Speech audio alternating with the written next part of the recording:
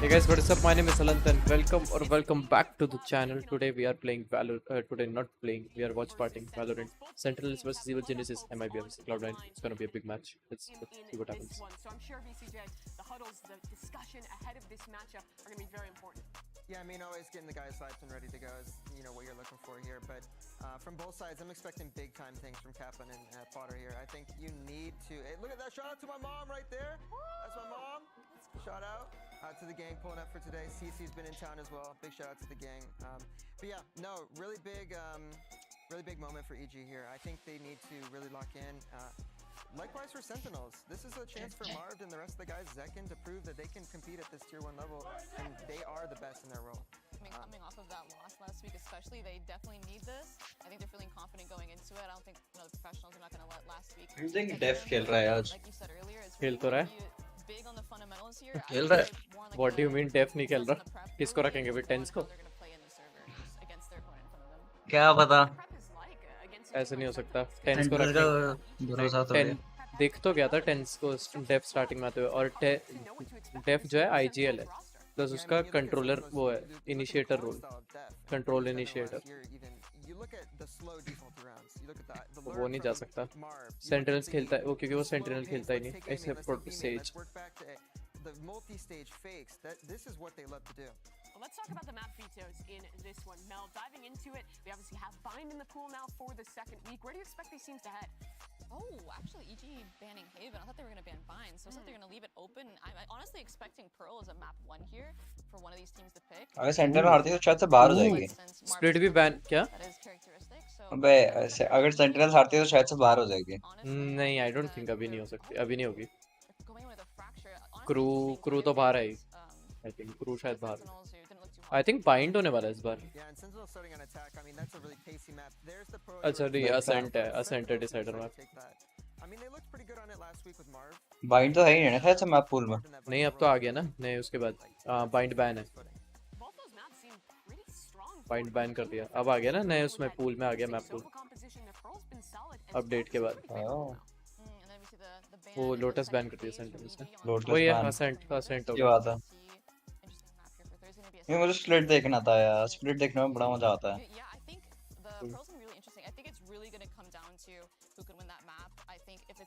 हाइनिकिन ascent ice box अब ban हो गया ना. तो अब हाइनिकिन आइस बॉक्स नहीं है. अब हाइनिकिन असेंट हो गया. It's going to be crazy. It's going to be interesting to see what game plan adjustments that EG's made. You guys were all talking about the Pearl पे पर्ल सेंटिनल्स ने choose किया है क्योंकि 13-0 हारे थे EG उसमें. And that they were getting EG'd. Oof, they didn't. Sentinels didn't get EG. उनका comeback आ गया था. प्लस पर्ल पे सेंटिनल्स ने लाउड को डिस्ट्रॉय किया. 13-6 को हराया था. 13-6 डिस्ट्रॉय भाई. हराया भी नहीं, डिस्ट्रॉयड 13-6. एंड लाउड को द क्रू ने डिस्ट्रॉय करा था भाई. क्या मैच थे यार वो. Like crew was down 8-4 wins. Loud is down 8-4 wins. Crew is down 8-4 OT में जाने वाला था. वैसे अभी वो क्या चल रहा है इसका नाम play the anti-bomb with the tether standings. Now having Sky in the mix, it's going to help you on attack, but you're going to miss that. Top पे पता है, बॉटम पे पता है कौन है. ये बॉटम तो पता है यार. सेंटिनल्स के 2 विन 4 लॉसेस है ना. अरे बॉटम टॉप 6 पास होंगे ना. आई थिंक आई थिंक 1 2 3 4 5 6 हाँ टॉप 6 पास होंगे. नीचे के 4 निकलेंगे. तो बॉटम 4 हाँ सेंटिनल्स को विन चाहिए आई थिंक. क्योंकि ईजी लेविथान को हरा दिया ना. नहीं अगर मतलब डिपेंड करता है. दोनों का 2 विन 4 लॉसेस है. बट दूसरों अबव वाली टीम पे डिपेंड करता है. अगर उनकी ज्यादा लॉस आने लगे तो वो नीचे आ जाएंगे ना. But sentinels really need this win. Even if they lose, they can still get qualified, but they really need the win. It would be good if they win. It would be good नहीं, they really need क्योंकि फिर वो दूसरी team पे dependent रहेंगे ज्यादा. अरे I remember ये ईथन पहले उसमें था 100 Thieves में स्टार्टिंग में जब एकदम शुरू हुआ था game.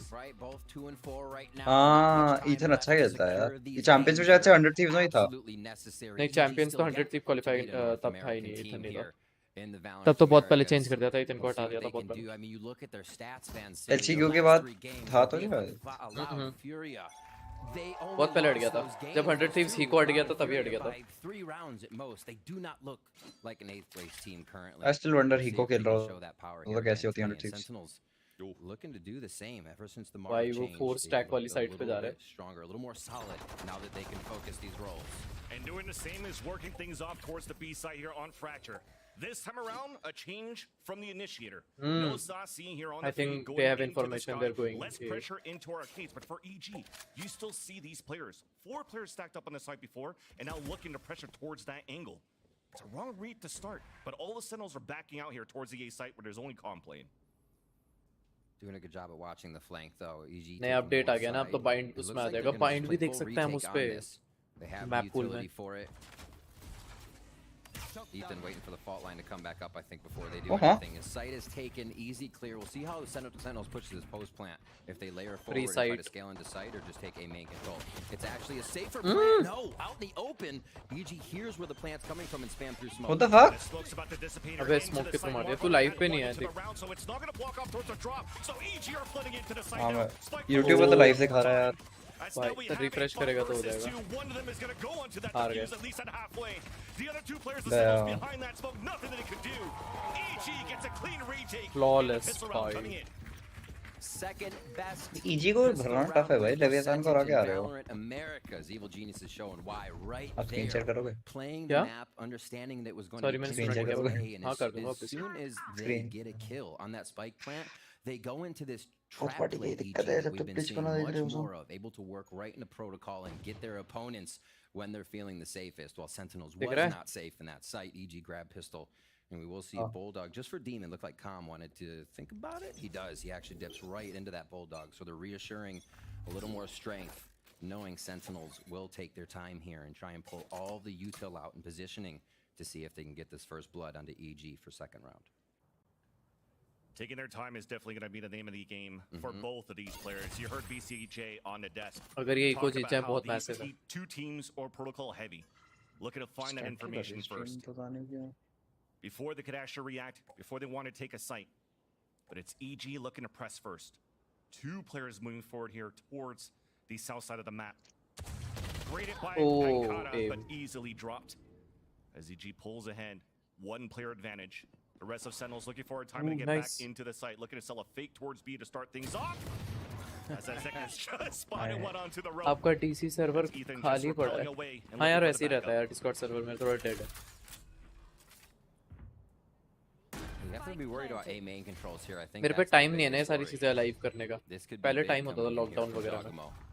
And Ethan, if they can get that fault line correctly and the rest of them flood into sight, just like pistol round. वो नाइस मार। There's just too much ability here for Sentinels to stay inside this site. That was so clean. अबे diffuse कर रहे हैं? From a recon bolt into bottom of the site, combined with an aftershock from A main, Sentinels had no exit out of the map. Wow. Just patient. It doesn't even look like EG's sweating there. Obviously, they know they have a gun diff, but the way they're executing, looking flawless right now, and Sentinels is really going to have to bring it down to their bonus round for Evil Geniuses. We'll see what Saucy decides to purchase. If she goes Phantom or Vandal, they're यार मेरी thinking ना about the stream strat right बहुत now. Starter कर रही है पता नहीं क्यों Splitting it 3 top मैं side, रुक 2 to देखता that south side. This is a little bit of what they just ran for the side of Sentinels, so they'll keep it. Spikes down for now, so this looks again to be another round where they'll draw utility and possibly find out where Boostio पे try is. करता Figure हूँ out where तो। this Killjoy utility is and how to avoid अब देख। that on some rounds. What a push towards Halls here, though, from the side of Evil Geniuses. Yep. Bonus round for EG. What a pinch towards the south सही side है। again. Bonus 2 ये तो players out जीतना ही there. पड़ेगा भाई। Mark being pinged by अबे the Eljo and भाई। Boostio gets the kill. All of भाई। them get dropped. Trying to hold the pinch off for a bit, but it opens up the B site for Sentinels moving from Arcane. Juggernaut spotting one that's Def with the flash, falling back to support Saucy. Spike on his back too. रेस Look कहाँ at this. बैठी हुई है? Zekin actually made it through. मेरा towards Twitch the चल spawn, रहा है, तो looking मैं to Twitch पे catch देख some पा रहा players off the rotate. Nice The pointy elbow of Busio, the jump spot as they both swing. But it's still Zekin that's going to hold him back as we get the spike plant into B. Buy bonus हार गए। Even one with a quick cleanup. This push through A halls continues all the way to B. Defuse कर रहे हैं They भाई। start recovering that ground and making sure this defuse is possible. Def doing his damnedest now to get this back. Yeah. I mean, you're just going to stick the spike और one वो more time. साले। Yes, this is just going to be a common courtesy. भाई क्या हो गया है Kill out of that one. Death, will you save your weapon? You will at least. One That's more. the silver lining for Sentinels into that round, but The game plan there are trying to get more map control, more space. Always blocked off by a smoke drop down by Demon 1 Okay, and a full Yara, defuse bye, to lead bye, so bye, bye, far Innocent, into bye. this game. Sentinels has to figure out now how they could actually drop Demon 1, prevent these smokes from actually being useful for the retakes for EG. In the beginning of that round, it looked like Sentinels was set up for pushes to come from everywhere, right? Marv was looking at that drone. It's just he didn't expect 3 people from EG to swing out of A main. That's some pacing by Evil Geniuses. We know both of these teams to play the rounds quite long before they're ever seeing their opponents. Really touch and go, push and pull on each side on the extremities before we see that full action and take. Another round where the spike is down. EG has already gained a bit of Hall's control here. Getting Sentinels to sweat a little bit just to gain their first bit of territory that should almost be yours at the beginning of the round. So again, pulling out that util ever so little as Sentinels scale up here. It's just a jiggle from Jogino activating the fault line. Out on the defensive side from EG, holding them back a little bit more. 1 minute left on the clock. All the Sentinels grouped up together. On a quasi-buy that they want to buy around the rifle that was saved by death. The Trailblazer now, the difference that you see, the Initiator trying to clear a little bit more deeply into the site, seeing that at least Sands is clear for EG. EG looking to play a retake one more time. It's been so solid for him. Oh! Nice little close line there from Ethan through the smoke. Beauty of the Phantoms. No matter what, those Sentinels still make it inside the A site. Tap onto the spike to try to flush out that util. Even flushing out the defenders further back. Now the showstopper comes out too in a rolling thunder on the attack. Jogimo's the one with the showstopper, trying to push back towards the A main. He connects off the wall onto death. As Mars stays inside the site for 2 kills with the Guardian. Bhai nice yaar Marv. Big flash coming across. Steven gets the first. The trade off from Sassy at 1 versus 1. Sticking up this way. Nice. But Ethan still gets the kill. He didn't know वहाँ पर है वो. Sassy just spun at the last second, but just couldn't get the kill. And EG converts another round. तू अब मेरे stream पर देख रहा है, Twitch पे देख रहा है? Quiet season he's had up until Last week, मेरे Discord पे देख रहा है. last week. Everybody remembering the Euro games since lock-in, but where's that been? Where has this fire been from Ethan? Really, it's just been the comms in the background, but now the firepower is coming forward, and we're seeing that veteran status on the field. 5th round now coming out. EG dominating the first kills right now, all of them in favor of Evil Geniuses, dominating the game, controlling Sentinels to start on Fracture. And here they'll get some more A main control and down B to get that control as well. Sentinels feel suffocated right at the beginning of these rounds. First stop for the round. First stop for the match.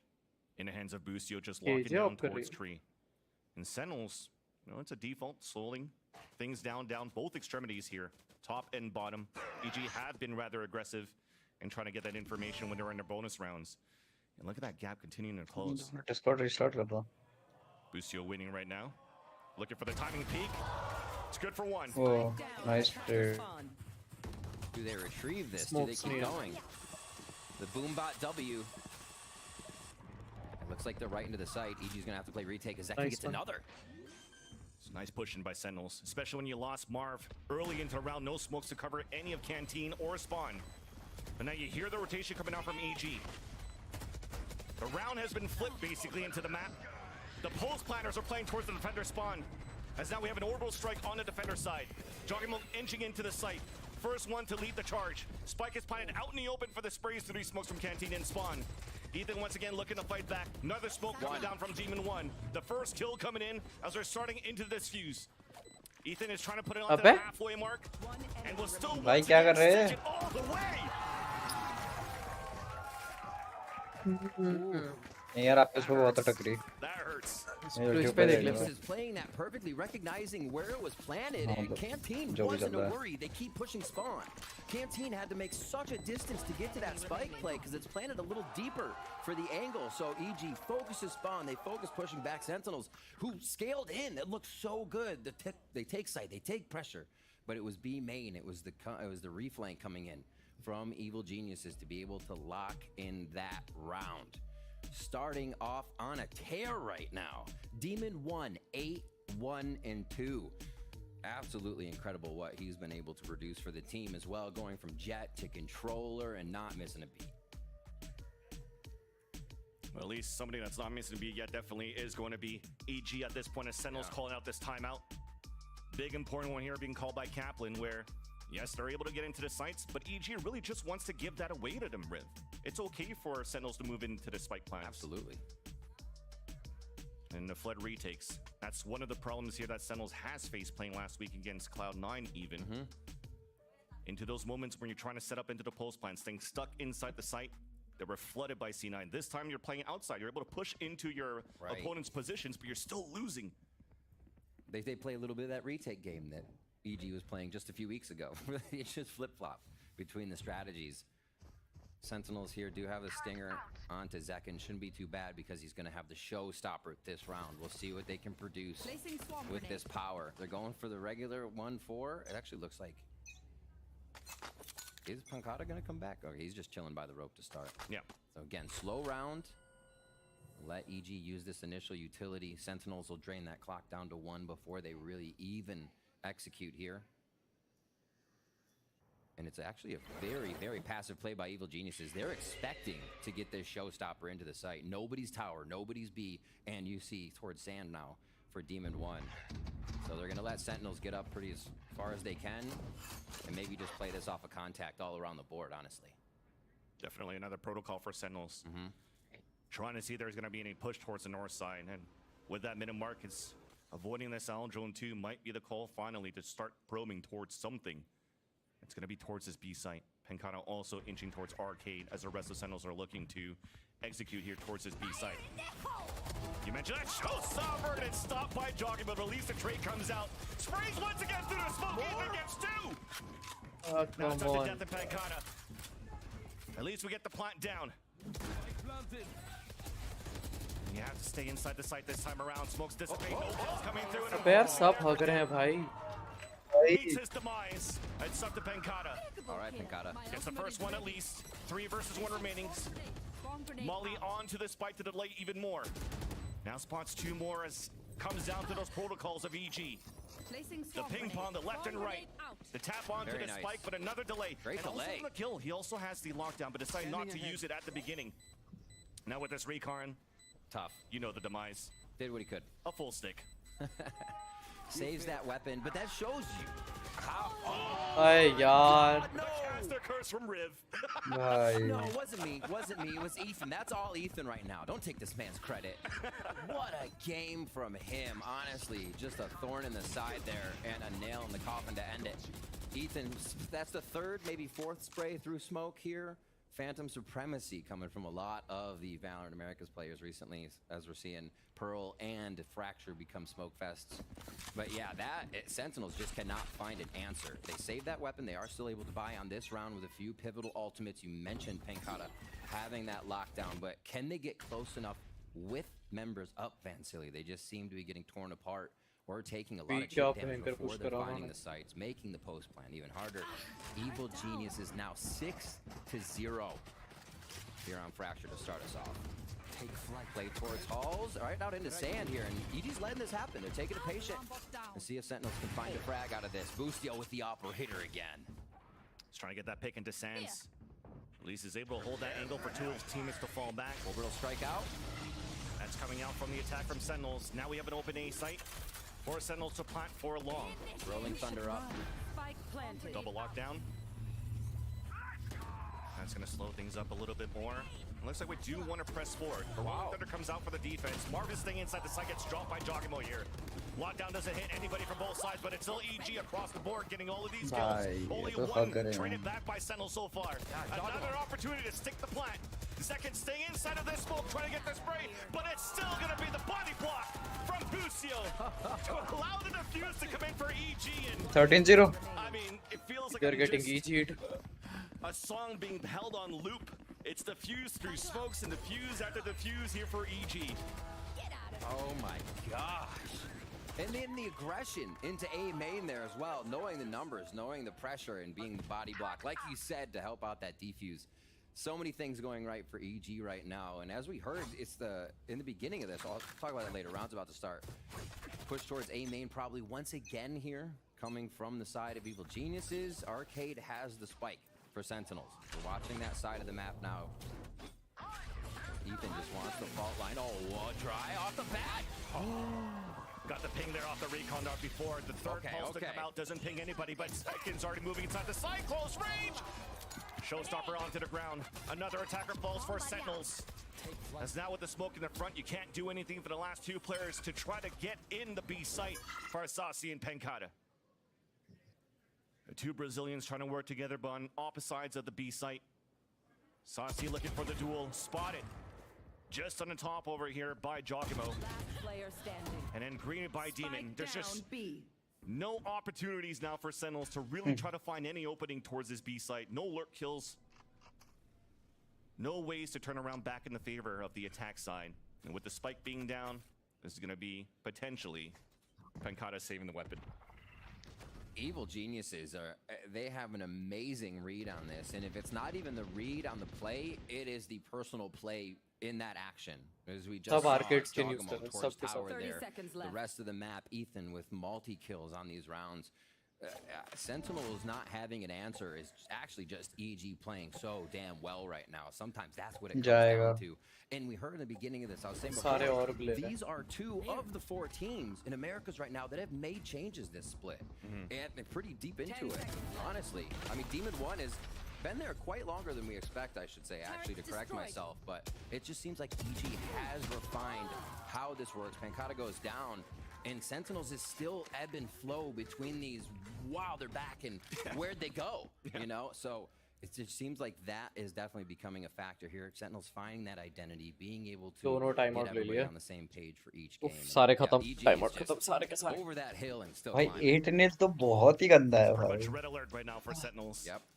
Alexa play चन्ना मेरे The last one going into the map. Trying to find ways to salvage the last few rounds here. चन्ना मेरे यहाँ बजा दो. Latest head coach right now, Kaplan, trying to figure things out, and maybe indication that they might be a little bit more comfortable on the defensive half. अरे Alexa, stop. 2 timeouts right now, and at least we're hoping that. Alexa, on the side here stop. Of the Sentinels fan side. भाई EG की coach भाई बेहतरीन. Everything's been looking pretty good for EG so far. Smiles. लंबी Asian. Like the pottery acts, but I think it's too good right now. He's just smiling the whole time.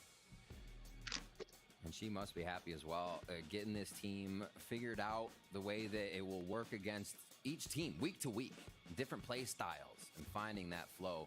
उन्होंने लेवियातान को हराया भाई, sentinels को कैसे नहीं हराएंगे वो? Nailing it recently. Sentinels पे तो Loud को हराया. Back into form a little bit, and Demon 1 being able to slot in is something. मैं मैप पर मैच की बात कर रहा था, You say that's something you could always ask for. Sentinels ने किस को हराया? It's like, what's going on here? What are we missing? 100 Thieves. What are they doing so well across the board? Right now they're showing us with a 0 on Fracture. This is the Evil Genius pick. So they're picking it for a good reason. हाँ शायद है मैं भी The ultimate Demon 1 to start off this next round. 2-0 था ना? MIBR हाँ. And Vandal buy as we have that Vandal. And Penkata having a bit of money. They're quite far away from ultimates too. They could try to focus that Seekers, get themselves something for a further round. It actually does not go to Seekers. Somebody else grabbed the orb. I think it's Death. Now moving into the site, Zekin makes it towards the top. Another retake game now for EG. So Recon Dart came in, that got the ping, allowing Ethan to get the spray kill onto Zekin, and unfortunately, we still haven't made it into the site for our plat. Spike spawn. Lucio's pushing through. Yeah, I mean, you're going through spawn once again to try to fight, catch players off rotates, and you're just getting greeted by just EG one step ahead every single time. And it sort of repeats itself. Penkata, last player standing, Spike already down, where he cannot reach it. No opportunities for him to go for any heroic plays. With 44 seconds left, you can already see it. Another attempt to save, and that opens up the whole map for just Jogimo to marathon and jog across everywhere to build up into the showstopper. 30 seconds left. There's a good plan. Sasi 9-0. Sasi had the spike, so it was plant spike, have Seekers, but I also think it was like Def get an orb or whoever else grabbed it, and then get a kill for your all. They could have had Seekers right off that ramp grab and gotten into sight. EG is not toying around right now. Everything is needed to get into एक बंदे को मारने के लिए क्या वो है 3 निकलता है. Has to be there first. Just pick up a 9th round here in the first half. Man, silly. I think they took that 13-0 and were like, oh, that's how you do it. Okay, let's try to put that into action. Oh my gosh. more from Calm. Figuring out that corner was held. That was a spike again. And not that Saucy made a wrong move with the spike there, but they didn't have sight clear. They needed to try and pick up a weapon or drop one. So that was the option. That's where the team was going. You could see everybody on the same page, but yeah, still not working as EG was one step ahead. A little bit of love towards B here for all the Sentinels. We just had that A hit from Satellite. Now towards B, they're sticking together in a lot of their strats. You want to go with what's obvious, right? Yep. 3 ultimates available, going into default. Lock down and clear out the B site. Nice. Look at EG. Okay, nice pain shell kill. Nice.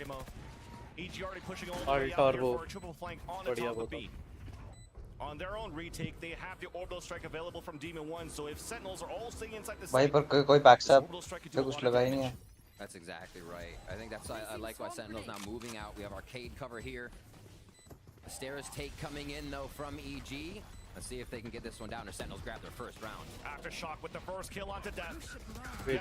Coming back from Zekin at the underpass. Orbital strike coming into B. बहुत ही But बढ़िया. Sentinels are finally holding into the map. There it is. Finally एक round है. 9-3 There, curse. get the tourniquet. Stop the bleeding. Hideout. Looks like Sentinels get themselves a round. And a pretty good one at that, keeping quite a few Guys, up. make sure to Able like build the a little bit stream, of economy subscribe right to now. the They channel. have We are on our way to quite a bit of 1070 ways to go. subscribers. Looking at EG's economy, they have been able to kill the EG members throughout these rounds that they are losing. So it doesn't look like too big of a hill to climb. But there is still quite a bit of econ to break through here. I don't know if they're going to do it before the second half. 2 more rounds here. Sentinels tasting a little bit of the W. 156 हो गए. वो उसने क्या नाम है उसका hanky ने unsubscribe कर दिया. A lot less pushing from Evil Geniuses than the early rounds here. So I think they're giving Sentinels a little more room. Well, there is at least pushing here towards the A side. Oh dear. Second satcheling into the B side. 1v1 against Bustio. Drops and turns around. Nice trade. बहुत बढ़िया. Still the advantage for Sentinels. Nice trade coming out from Pankata. Supporting the rest of their team this time around on the split into the A site. Placing swamp grenade. तीनों mains आ रहे भाई. Good defense set up already. They don't have to deal with too many ultimates here unless Jogamo goes crazy. Oh, nice. Oh, nice Pankata. Jogamo now getting stopped with the rocket in hand. Yep. Greeted by Pankata, and that's going to be the last 2 players. अब aggression कर रहे हैं Sentinels Admitting बहुत. defeat into this round. EG falling back into the save. Sentinels able to string 2 rounds in a row now. So you talked about the tourniquet, they're now limping. Yeah. And hopefully they can walk soon before we switch into the half. At least we're seeing some good things for Sentinels on how they executed into that B site. And it does seem like Sentinels are एक Ethan ironing को ले डालेगा. the kinks, right? To think about it, this is actually the 3rd composition Last Sentinels round has in the brought half. to Fracture. We Yeah. had week 1 versus 100 Thieves. They played the double Equal round duelist. होगा Then we फिर saw इनका? them bring the Fade, double initiator comp EG in, का हाँ and equal now round. we get Sky for a नहीं, Saucy equal here. नहीं. So another change. So 3 comps throughout the time. half they played. by half by है, Even half getting by that smoothed light out takes shield है time. सबके. Really tough. EG is दो ults हैं kinda knocking Sentinels on पे. that door right now and letting Sentinels know this is not one of the refined comps for them. Last 2 rounds though may show us different. Set up on B now here for Boostio. That's a lot of Killjoy utility to stop and delay plant as a faster towards Satellite Hi. from Sentinels. Ult हक दिया. Very nice flashes to open it up. Saucy gets the first blood into Dish. Weaken EG holding क्या कर रहा है back towards second? the A site. Aftershock As they में have मर to गए. fight into the last round with Guy. Sentinels. Oh. Calm looking to greet. Pankata Players timing. moving in, but it was Pankata actually ने भाई Sands. बचा दिया उसने. उसने second को ही to flash not कर दिया. allow any of the players from Sentinels to drop. So if a 5 versus 2, things are looking really good now to put 3 in a row for Sentinels, and that's how you want to finish the half. Bustio moving up, looking for the flawless, but it's not going to happen, but at least the victory should be coming in. Orbital strike to even run the clock down as Bar save it from that previous round. Nice. And with that Nice round. second कुछ gets the तो करा चलो. ऐसे आखिरी के 3 round जो खेले हैं वैसे ही खेल लेते इस वाला. blessing for Sentinels now because we have a 9-3 half. The last few rounds are necessary to Pankata ने create निकाला that है cushion 2-3 to round take भाई. off the pressure 11 with the kill पे pistol बैठा round. Like अकेला. we said, EG second best pistol round win percentage here, so they're going to come out swinging. All right, well, let's set it over to the floor. We actually have Dan Dryad talking with BCJ's family. Thank you guys so much, and I'm over here Oh, she's with cute. Dan and Brent, and like you said, family from Patale. BCJ and his mom and uncle. So the first thing I want to ask you guys is, we बिल्कुल. heard that you guys are not from here. Where are you flying from? we came in from Michigan. We live near Detroit. Yeah. Okay. And Thick. how has been BCJ क्यों नहीं overall खेल रहा? when it comes to even flying BCJ here to support पता नहीं. BCJ? We saw him on the desk, and he's a big personality. We love seeing him every time. He's always bringing something to the Valorant scene. EG का है So BCJ. tell me a little bit more about what हाँ. is like तो तभी kind नहीं of पता. having that full support. और BCJ बहुत अच्छा खेलता है यार. From online खेलता to तो all the way बढ़िया है. here. Oh my gosh, we've always supported Brendan. जब भी है, जब भी है. I saw ये he was लड़की. getting into gaming when he's like 14, and he said he Yeah. made like लड़की? the top 500 ये जो of लड़की है, Overwatch. And I'm pink like, in बाल the वाली. world? I'm like, oh my god, Ishita हाँ. जैसी है. that's amazing.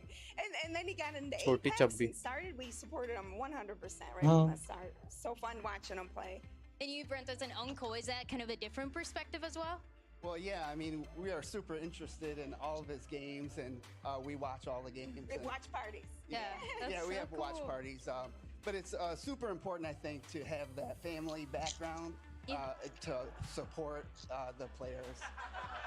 Is it hard for you guys to keep up with everything that he's doing? You know, like all the matches that you have to follow, him being on the desk, or is it just? It's not hard at all. We watch every single one. I'm super interested. I follow everything on social media. I'm not big into like replying and Yeah. saying things, but I see You're there. absolutely everything. I see every video, every game, everything. Okay, and last one real quick. Give me predictions for this matchup. Is it going to be 2-0 for EG? Well, we don't like to see the 9-3 curse, but Okay, is here. We have family buff here today. His sister and his other uncle are also Okay. here, so family buff is big for the big for the Okay, we gotta see how it goes. Chad है We're भाई gonna इसके send mummy it to the पापा. second half and Chile Family Casters. buff. Back to you. Thank you. Thank you so much, Dandride. And yes, indeed, they do have the family buff for today, Yeah, they BCJ do. and EG. As they had the lead 9-3, but it definitely shows now that from BCJ's uncle there, they do follow esports, they do follow Valorant. They see this scoreline at 9-3, and Yeah, they know the curse. They know it is true. It looms over this game as we speak. And now as we hop into 130 से शुरू होता है ना 9-3 कर्स. और 9-3 कर्स पता नहीं. Looks like they go for a 4-1, so it may just be a bailout here for Pencata if that site. Yeah, 130 ने lead throw करी थी. So retake B क्या? for Sen. जब 130 ने lead throw करी थी. Towards A.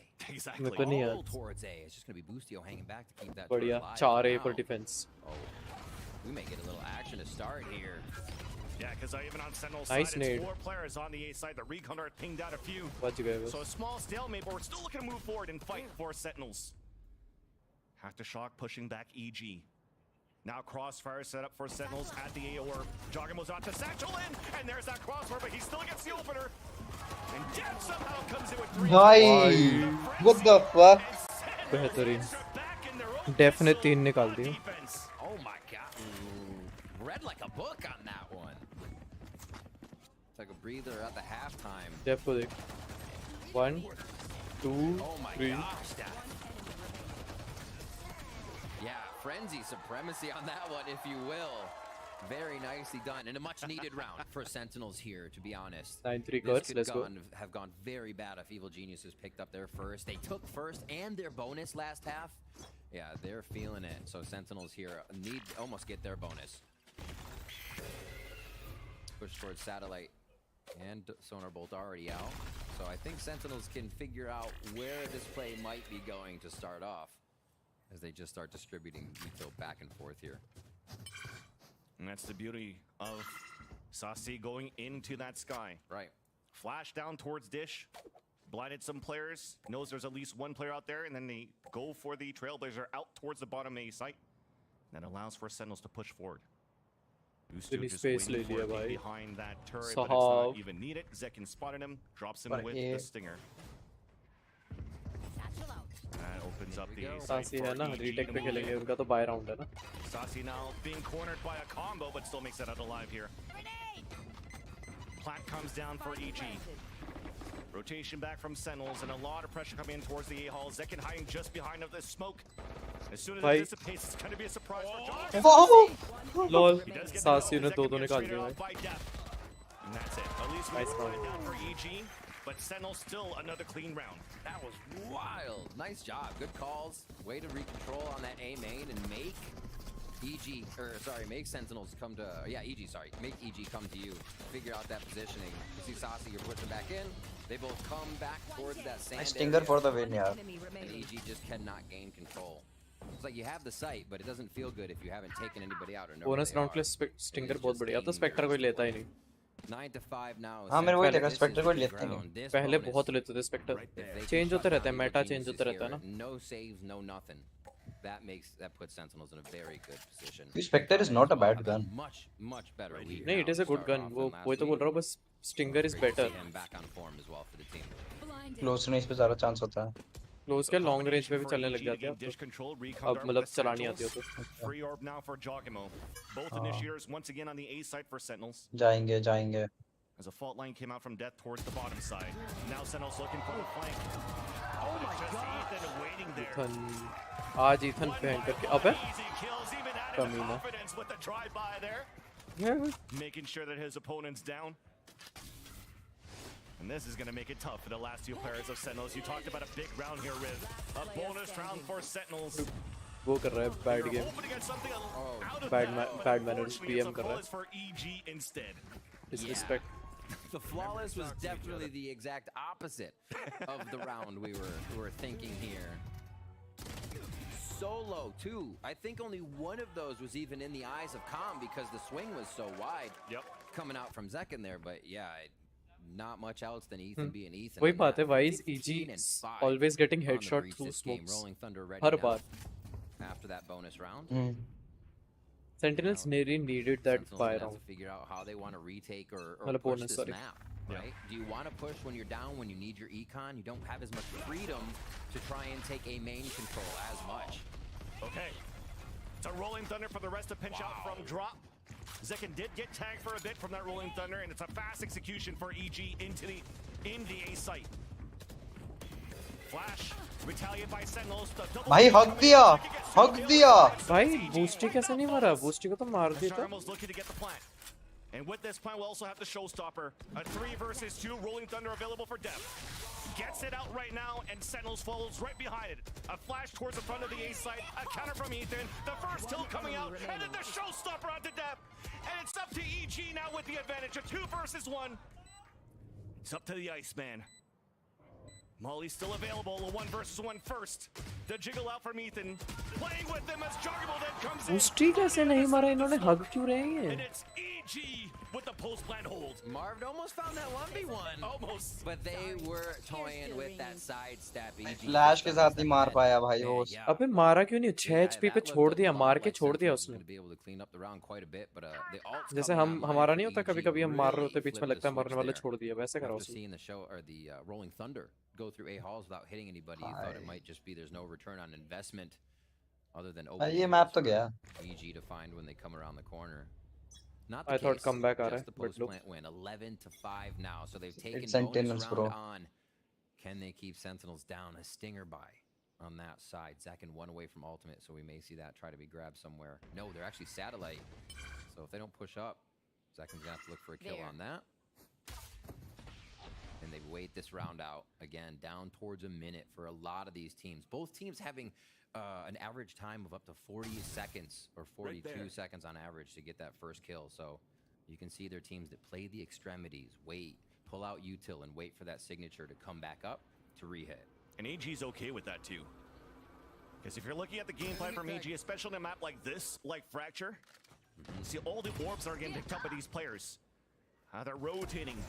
All of these ultimates as we move into the Nice. Now in the site, Marv waiting on the top of B Heaven. Drop. Fan को पता है कि ये arcade है? To find space into B site.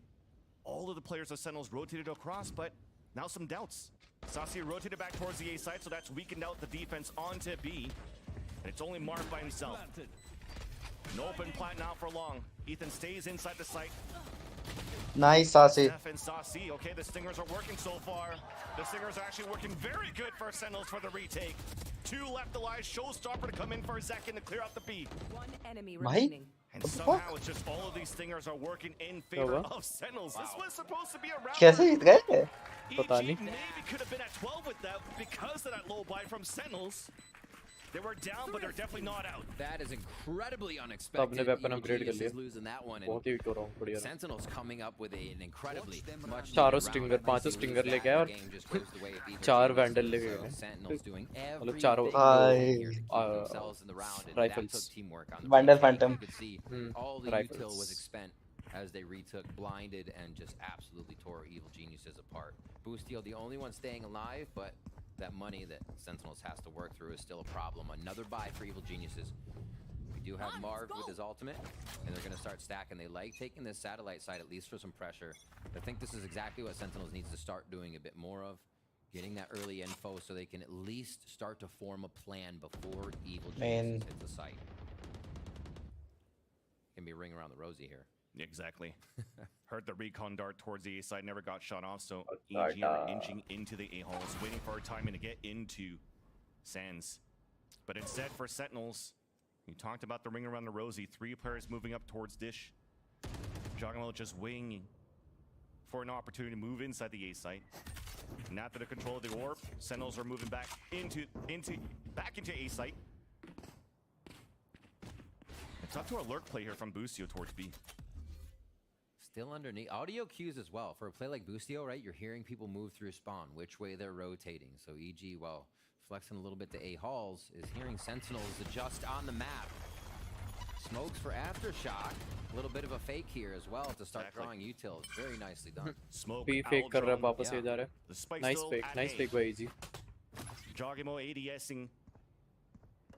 But only one player is holding. 30 and seconds Sasi left. towards spawn. Smoke's coming down. Jogamo snatching in. Nice, yeah. To delay that clock. 23 seconds left on the clock. Oh, the plant? No. Forced off it. No, you know exactly where it's going down if that happens. But after all of the sprays and the spams coming out from the util, the plant then comes in into the corner for long A. Just off the delay satchel. Another all coming through. And that's on the attack side. Does a Nice second. Inside the 8 holes, and that second with the kill. But gets traded off. Advantage back for EG. It's up to Pancata Solo. But it's EG on that point. Evil Geniuses has constantly forced the hand of Sentinels, where they're moving, how they can position, what util they're trying to delay with. He goes to B, they get out a attack हो गया sentinels ने. अगर पता उनका defence पहले होता क्या पता जीत भी पाते. The drone, they go back to A, and they're able to just absolutely. Paul पे देखते हैं क्या करेंगे. Paul पे तो बहुत बढ़िया खेलता है. देखते हैं हम. No ground gain. 12-6 here. Game point. I mean, guys, जो 16 पहला मैप concurrent था viewers. Guys, make sure to subscribe to the channel and like the stream. Not looking too scarce. We'll see how they 13-6 रहा है. उन्होंने loud को पहले map पे. Second को देख. हाँ. सैचल लेके सीधे B पर उड़ के. Confidence. और तब 26 HP के साथ वापस आ रहा. वो तो 100 भी हो जाएगा. EG's ready for another hit again. They haven't been deterred from any of the strats they want to run. It's a little bit faster this time too. No fakes. Jogamo's already in. Where's everybody? Come had the Hunter's Fury, but it still decides to move into the site to plant. Now forced to play out into the corner. साला looking to play the Aftershock भी गलत मारता है. खेलना नहीं आता. That's going to be Zekin to try to open it off. Nice little stun out from Sasi's Trailblazer to get the assist onto that kill. Things are looking pretty good for Sentinels for the retake, at least for now. Player an advantage. Calm still inside of the site. Yeah, he's... Flashbang coming out. Then the lineup for Jogamo. The 2 players on the crossbar inside A seals it in for EG as they win a convincing fracture to start off the series. How many multi-kills did we get that game? And through smoke. Like, add those up, they win a few rounds alone. आधे किल तो smoke के through आए भाई. 1000 रुपए हरा दिया. हट बकवास. Sentinels in and out. The push and the pull was so good. Ethan back on top of his game right now. And that is a scary prospect for Sentinels moving into map 2. And it almost feels that game of patience really came out for Evil Geniuses towards the end. Sentinels did a great job at least to find and probe. And then when you're starting to figure out, okay, EG's not really here, where do we want to fight back? They're overcooking, overthinking, and EG just capitalizes on their attack side too. Now showing why EG wanted to choose this map to start off the series. Yeah, they take Fracture, they take the first pistol, and they don't use the second pistol, but they basically take the bonus round on to bring us into map 2. We'll be right back to have that map for you after this.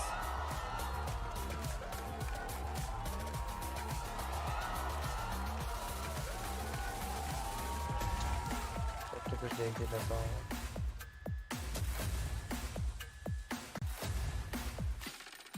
O F1 भी तो है भाई। क्या?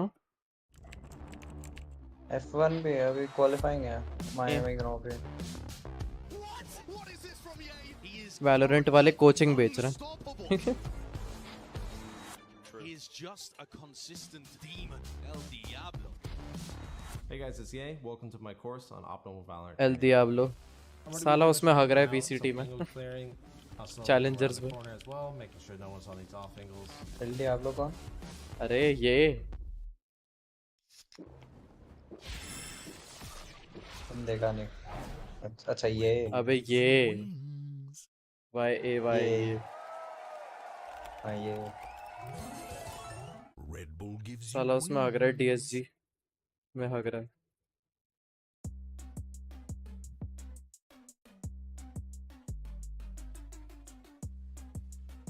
जब तक यार मैं कुछ खाने के लिए आया मैं।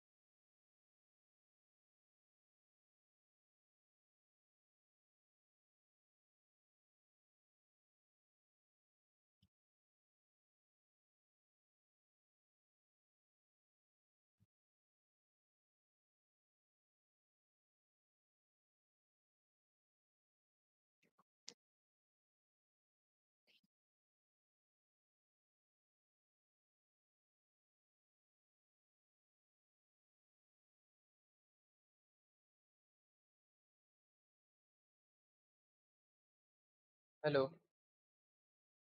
Really, it was what, like 6 out of 9 of those retakes that they managed to win. It looked great from EG. Yeah, and I mean, take a look at those post plants. This is exactly what I was talking about in the pre-show.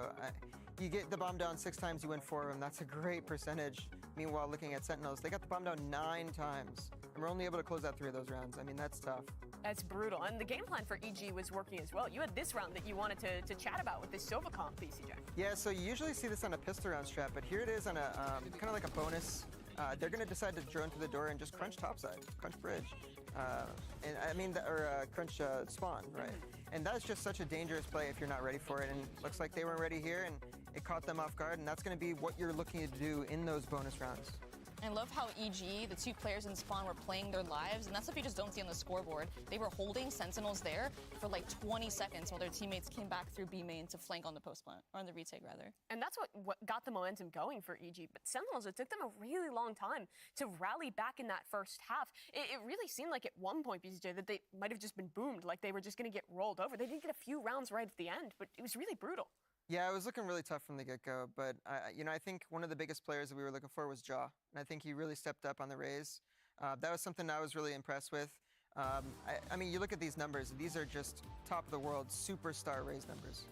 I think it's really easy for Jawjamo to get overshadowed now that they've got Demon 1 in these jet maps and he takes over. But now that we're seeing like these Raze maps finally get played out by EG, people have forgotten how dominant and how good he was at Raze. And I mean, here it is. Look at this movement. He landed on top of top site on the corner and cleared Marv's when Marv had such a power position to make a play. And his movement is just so clean to watch. And his Raze ults, his util, he's got everything you want in a Raze main.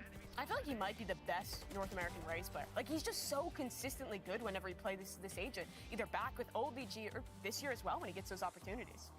It's really, really good stuff out of him. But another guy who was having a great game for the side of EG and who we were talking about in the pre-show as being kind of an emotional leader, helping out with the mid-rounding, is Ethan. And we're going to take a look at him warming up for map number 2 in our AIM Lab shoot-around.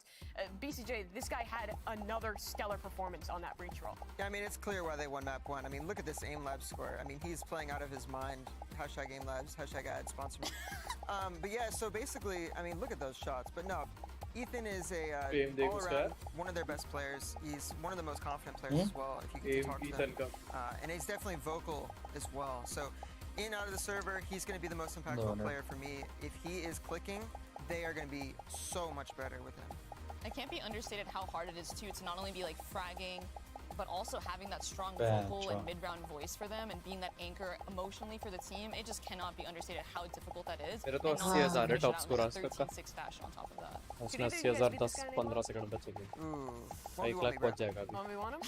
You think you take that? You think you could? Want me, bro? We'll put up some money. We'll make it fun. We'll take a look at that one. But it's good work out of him. And for EG, this puts him in a really good spot now. Because map number 2 of the series, it's not their choice, but it is Pearl, which we were discussing as one that was quite strong for the squad. Now, surely this is the map that gets close, right? Surely this is the one where I've been hyping it up. This is the close one, right? Let's not jinx it now. Let's not jinx it. But yeah, no, Pearl is an exciting map for both teams. I think we talked about how Marv on Viper really slots in really well. I still think that that's probably his best role in the lurk. What do we think about the compositions? Because EG has been cooking on this one. They pulled out that crazy Gecko comp to start with, then moved away from it, have tried the more normal Harbor of Viper variants. Last time they played this against Loud, they did this interesting like Fade Sky comp that just didn't get much value since they got 13-0'd. Yeah, I think there's going to be a major change. I think this is something that, I mean, you get 13-0'd, anyone gets 13-0'd. You're going to make changes, and especially seeing it left open in this series, expect big changes, expect composition to feel more comfortable to the players. I think we might see a Jet come out here. I mean, that would be a good role for Demon 1 to slot into. He's looked so confident on the maps where he does play that Jet. I mean, that roster change was honestly mostly motivated by the fact that they really wanted this strong Jet player, which, by the way, I think Jawjamo is still an incredible Jet, but Demon 1 definitely brings some prowess to the server when it comes to having insane knives rounds, and there's a lot of rounds where they really depend on him on maps where he plays Jet to have those pop-offs. So I think a lot of it relies on him, and if whether or not Evil Genesis के जो coach है let's flip our perspective over to the other squad in the server in Sentinels, because that is a brutal map 1 to lose. And it's coming off now 3 dominant map losses in a row after their series last week. What do you guys think can bring them back into this, because it feels like as a player, that's got to be pretty tough on your mental to lose another game like that. Yeah, I mean, if you're Sentinels, you're going to look at this and say, listen, guys, they didn't have a strong showing on Pearl. This is going to be a map that, we think we can take. We look pretty good on this. I think they had a 13-6 victory against one of the teams in the last couple of weeks. They're looking confident. I think you just got to regain that mental. Someone on that team's got to say, hey, look at what it is. It's a best of 2. You know what I mean? We got 2 more maps left. We should feel good on Pearl. Let's get our confidence back on this map. I mean, the fact still stands. They did 13-6 Loud, if I'm not mistaken, on this map, and Loud proceeded to 13-0 EG. So Sentinels, like you said, they need to have like a goldfish memory right now. Forget the first map. It's a BO2. This is where we make our stand, and this is where we stake our spear in the field. Loud ने EG को 13-0 किया और Sentinels ने Loud को 13-6 किया तो Sentinels automatically wins this. मैं खेलना भी नहीं चाहिए उन्हें मैच सीधे skip कर दो. I think there might be a chance, and you can speak to this BCJ too, of is EG going to overheat I a mean, little bit here? अब Sentinels EG ने Loud को 13-6 करा. तब Loud ने EG को Pearl पे 13-0 Pearl की बात करा. कर रहा है Pearl की बात कर रहा है तो अब Sentinels EG को 26-0 से रहे. Do you think it's possible here that these boys, maybe a little inexperienced, can देखते हैं. 13-0 हराएगी और वो 13-0 और फिर 13-0 हराएगी और वो 13-0 15-20 मिनट के अंदर हराएगी. देखते हैं. अरे पैसे इतना तेज तो Loud ने भी नहीं करा था. पैसे लगा दूं तभी तो क्योंकि Loud खुद 13-0 मतलब 13-6 हारी है ना उससे तो Sentinels is better on Pearl. तुम समझ नहीं रहे हो भावना. 220 का सट्टा लगा रहे हैं Sentinels पे. About this for Sentinels, what we've discussed with them a lot is kind of the puggier style, with them coming in with a new player, with Marv. That really worked for them, even against Loud, with Marv getting a lot of value on the lurks in that map. But in map number 1, I don't think we saw those same gaps being exploited. I think it was because, too, that they were crunching together and they were playing really grouped up on the defense together. And I think, honestly, going to this next map, I was thinking that if Sentinels don't get a hard start here, it's going to be really defeating. Yeah, 100%. And I'm really looking at the roles here for Sentinels. I think their roles have kind of been defined a little bit better now that Zekin is able to play the duelist. I know he's primarily the Raze player, but that is a big thing for them, is to really solidify, hey, you're going to play the similar agents on every map, no matter what. You can really hone in on what you need to work on. Well, we're almost getting into the match here. It looks like that issue is just finishing being sorted out. So let's talk about the agent select. We were discussing a little bit earlier, but for Sentinels, they've been playing the pretty standard Harbor Viper comp. What does EG go to? Jet. Already, it's that Jet for Demon 1 mount. Yeah, it's the Jet I said was going to come out. I think Demon 1 with the op is just, you've seen it on other teams on this map. It's just dominant. I expect them to probably play something along the Harbor Viper line. Zekin on Jet. Zekin Jet खेलता है भाई.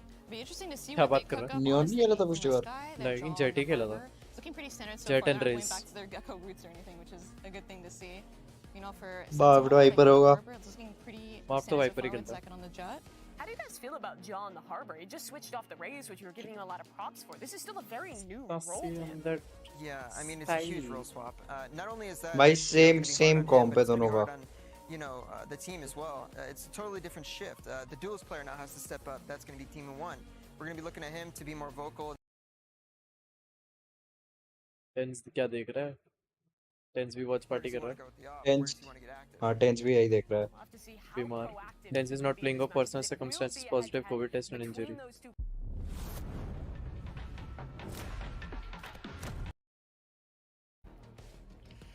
Thank you, Mibs. Yes, indeed. We're going into Pearl this time around, and yeah, I do like actually the changes. I mean, it's still a mirror comp. Nothing's really changed in the past few weeks, but there has been a shift from playing a Raze as duelist, moving into a Jet now for both of these teams, and I kind of like it when you have to play against double controller. That extra level, that extra height that you can get over these walls when you're trying to section onto the attack. On a map like Pearl right now, I mean, it's kind of like an icebox these days, Just like get into B, plant, section the side off, play pulse plan, start spraying.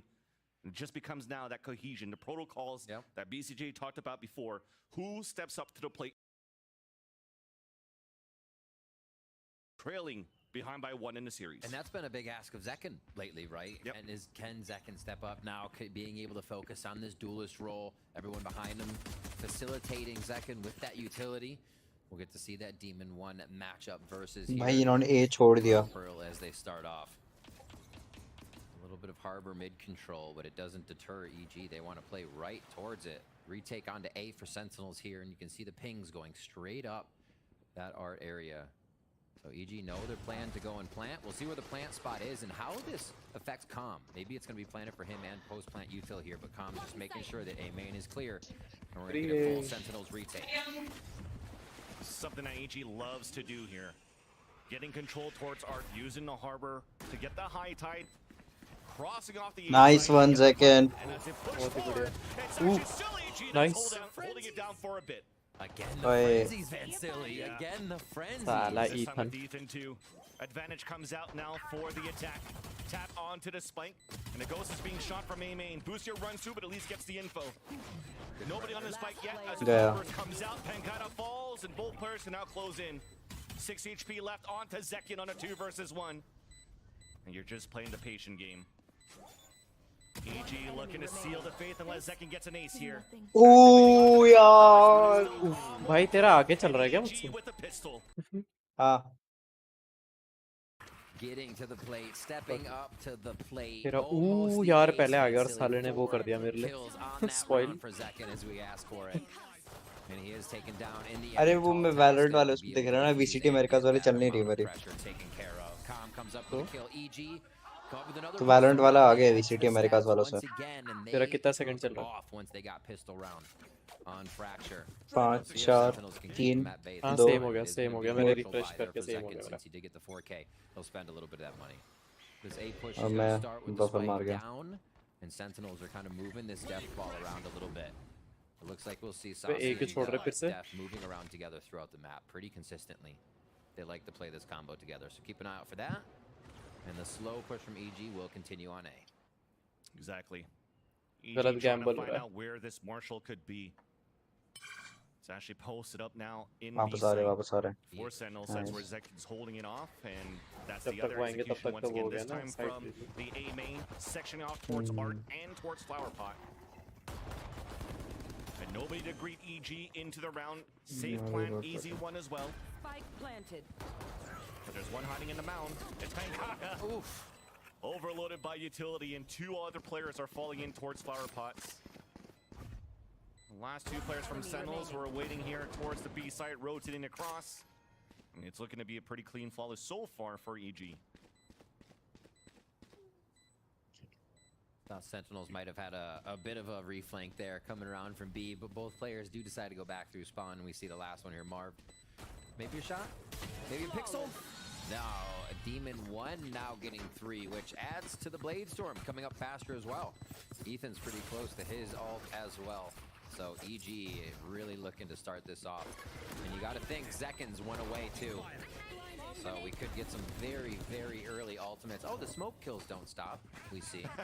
From one map to the next, a few more going through these walls. It's the setup towards A to start here. That quick harbor, high tide, and a guiding light most likely. ये बहुत तो defensive map है यार. ये हार कैसे रहे? अभी तो पिस्टल ही हुआ है. पिस्टल और एक फोर्स किया उन्होंने बाय तो ठीक होता. Not too much mid play this game. ये जीतना जरूरी है सेंटिनल्स का. अगर यार गए तो हार देंगे. Nice. सेकंड अभी अच्छा खेल रहा है. Start off with the first one, and he does get Demon 1 down. हाँ पिछले मैप पे बहुत भागा इसने. इसने भी और उसने भी. That was a good flash by Sasi. Sasi तो ठीक है. Just caught him. Sentinels are also playing very passive info. Look at that alarm bot all the way down towards the दोनों के alarm bot. turret up towards Art. That's going to sound the alarm for Sentinels to get ready. Knowing now that there's potentially a split into A. EG just looking to play the contact first, and as the site's clear, Ethan Sala. it's a full execution. Ethan off that frag, Smoke gets के the through मारता Seekers. रहता है माँ. It's going to get info off the players into spawn. Nobody watching, nobody rotating, and nobody flanking from Sentinels. All of them are moving in from spawn. Doggy dog world out there. Second once again leading a charge. Clearing up the space into the retake of the A side. Jogging will playing very close. They are in a bonus, trying to play with the Jogging Strikers, को नहीं dancing पता. around, and the vulnerable building onto death. Gets the kill. Info on the left. Onto the right as well. Jogimo का उन्हें पता था That उन्हें gives enough सामने time for the सामने rest गया of EG just to play the pulse plant pretty much. Denies here off the nano swarms. इनको ये नहीं पता ना सारे आर्ट हैं. Players waiting on the other end, and it's still Pankata. Nice. Seconds Cheat get the last kill. Nice भाई.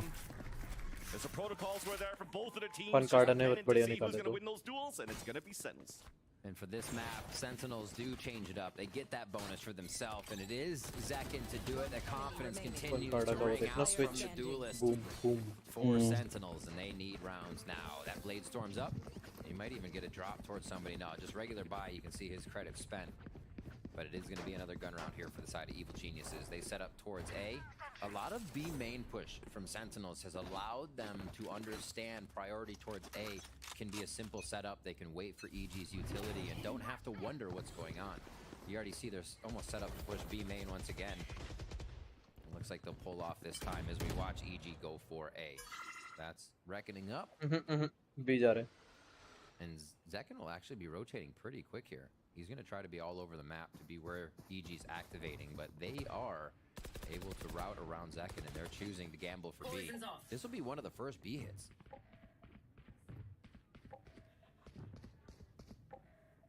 It's quiet so far. The jump spots from Saucy at the tail front of the B site. Tail end of the B site, and Flash is to find info towards the Main B. भी देख लो. कर रहे हो jump spot ही कर रहा The था. third jump. The contact to come in, the reckoning to come out of Jogimo into the B site. Cove out. Safe plant. Yep. Ooh. Oh, they've identified a lot of players just by Ooh, nice shooting one. at it. Nice, Zekin. They should have a good idea of how this site's Zekin going on to be fire. taken back by Sentinels. And another duel from Zekin 1 against Demon 1. Saucy looking to flash deep into site to allow Zekin to move in. Counter flash out from Ethan. Aye यार. Nicely done. It's still holding the back lines. Def But Def, why Def? Looking to pinch, but he gets sprayed. Another kill through the smoke. Smoke के through he And मरे जा nothing रहे थे seems to be हमसे. working here for Sentinels. There's no cover, no safety behind any of these smokes so far in this series. दिखा. Nice. As Pankata at least trying to do a little bit of damage भी कर before he सकता है और escapes, कुछ but नहीं it's still going to be the round for EG. That's Def crazy. भाई वो बेचारे. smoke के through These smoke spam. spams. Anytime this is happening in a game, I'm like, all right, I'm standing in the hot zone too much. Where the spam's coming down, the angle, Wall का the wait करना चाहिए timing, था. Just change Wall everything के you're through he doing. पड़ी है Just- उसे. I don't know. Switch hands. Hmm, It's so इसलिए तो. wild that they keep getting फर्क ही नहीं spammed पड़ रहा like भाई. that, and you really can't. वो spam ही have a करे जा रहे rebuttal. हैं. और You बड़े know, random maybe that's timings the पे util कर that रहे was going to cut a back haul. It gets spammed down. You know, things are just getting stopped in their tracks for Sentinels right now. No way to come up with a plan when that happens. 3-1 now.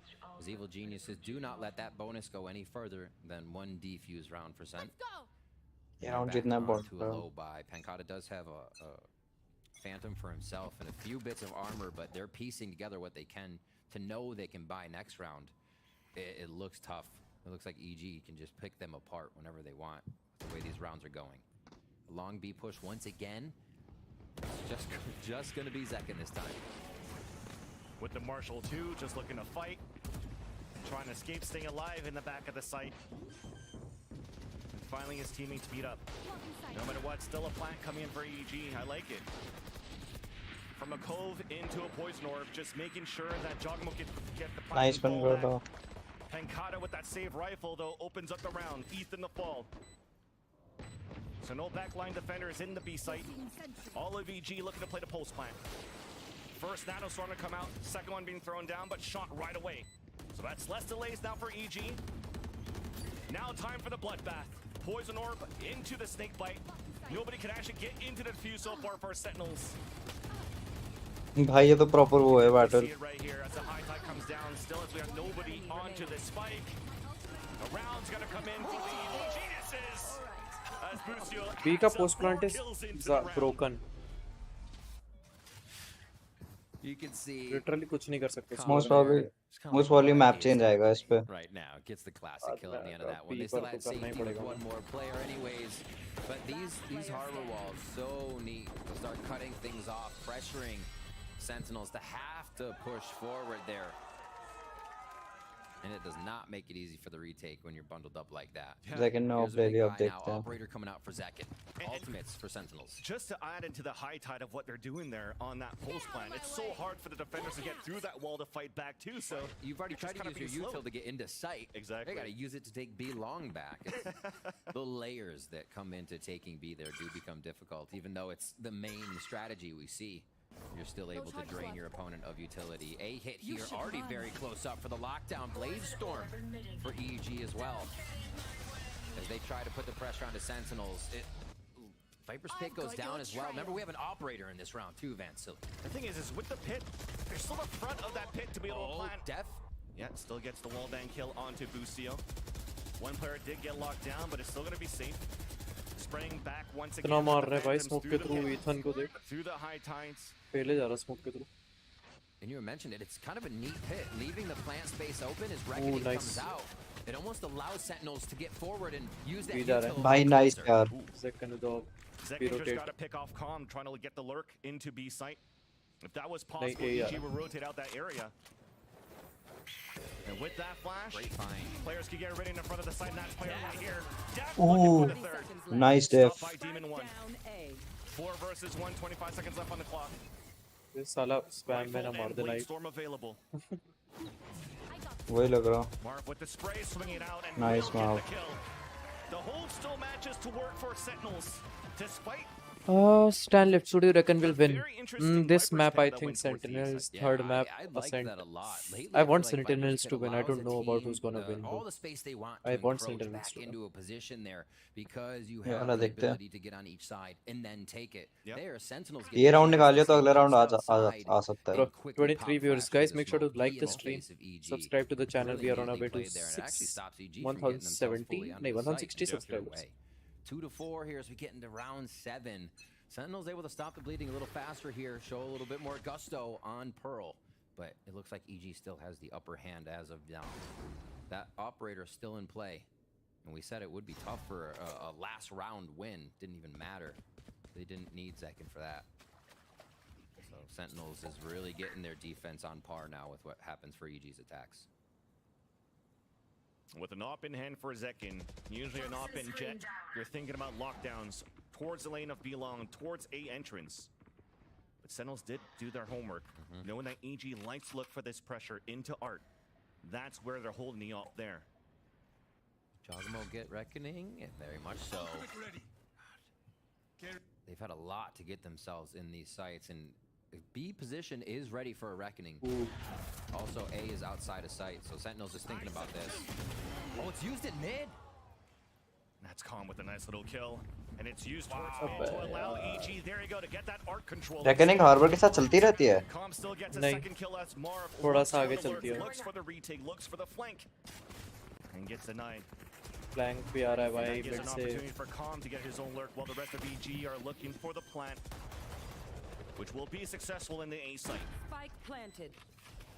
Really clean thought here by the side of EG to grab अरे Viper देख पीछे से कैसे आ रही है. shot traded back by Saucedo. गया. With a knob picked up, and this was a slightly lower buy they have for the attack of EG.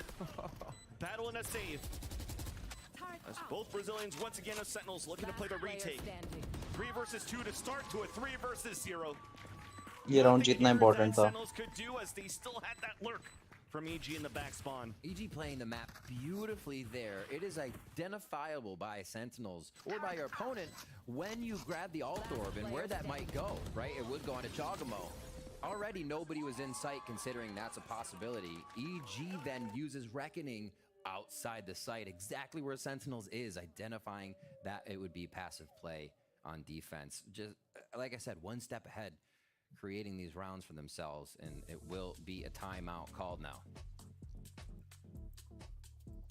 What can you really do at this point now, Riv? Sentinels, I mean, they've been burning out timeouts after timeouts from the first map to the second. Yeah. And even trying to fight towards that mid control and trying to get that up there, trying to get the first pick, it still doesn't work out for them. I'm pretty sure last time Sentinels called a timeout, EG like pushed every extremity of Fracture, right? One of the first ones. So I don't know if EG are using this time as well to say, be aware or be ready. Demon 1 with that operator still. We will see low armor now being favored for that purchase for money saves on the side of Sentinels. केला खा रहे थे. Saving a bit of cash to get into next round, knowing this is going to be tough. Whether or not they're making it out of this alive, they're losing numbers. So any way they can get themselves back into economy and back into having more util, the low buy is one of those. I like that call, actually, from that operator in the hands of Demon One. That was the op that was picked up and left behind by Zekin when he got dropped on that previous round. You saw Joggamo pick it up. And off this timeout, EG wants to find an opportunity. How can he use this op on the attack? He's posted up to work towards B-Long. Yeah. Not much pressure on B-Long at all. So this may be one of the first looks they're going to be taking. Thinking Sentinels might usually push this area. It's just a hold for Demon One. So they don't want to show really that they... where that op is, I should say, either. They know they have an op. But where it is a question. We'll find that out very soon. A little bit of B pressure finally coming in here from Boostio. Gonna go through Link. Nice trade. Shot. Demon One gets the trade तो पहले Demon ने मारा trade तो उन्होंने किया EG वालों ने. Now down. He'll come out on the attack for Ethan, as that might initiate the push for EG to plow towards this B site. Gap towards the Cascade. A big gap actually. बच गया. Oh भाई, nice one. वो साले की सासे की health इतनी लो हो गई थी. बच गया. And now a plant inside, a lot of utility for EG. The thickest one being the pit. Dropped down here by Kong. अरे no. Pushed back by a lockdown though from Pancata. Pancata. Trying to clear towards the backside. Yeah. Sargimo's still out there behind the screens. Deja vu. Doesn't even matter if this pit comes down. Now it's a 2 versus 1. Def, all of the utilities still available. Tap onto the spike, trying to swing out. Oh. He's gonna go look for the second tap. That's a lot of distance. It's hard to tap which way somebody's planning on this one. They do find him. अबे right side left थोड़ा left side होता तो I think वो हो सकता था. Trying to spam through smoke. I don't think these guys gonna miss today. That's gonna be the one they missed. Never, never. I mean, Joggamo, I feel like he is just copy paste from last week. Coming out of that A-hall, or coming out of that back halls area, whether he's in his cove, whether he's not, multi-kill round after multi-kill round. Ethan here as well. We already talked about him today, but we're still going to. Yeah, much more of a personal step up from everybody here. Is obviously making the whole team look better as EG is playing immaculate right now. A little bit of A pressure. This could be an orb for Def. They will grab a Reckoning once they get control.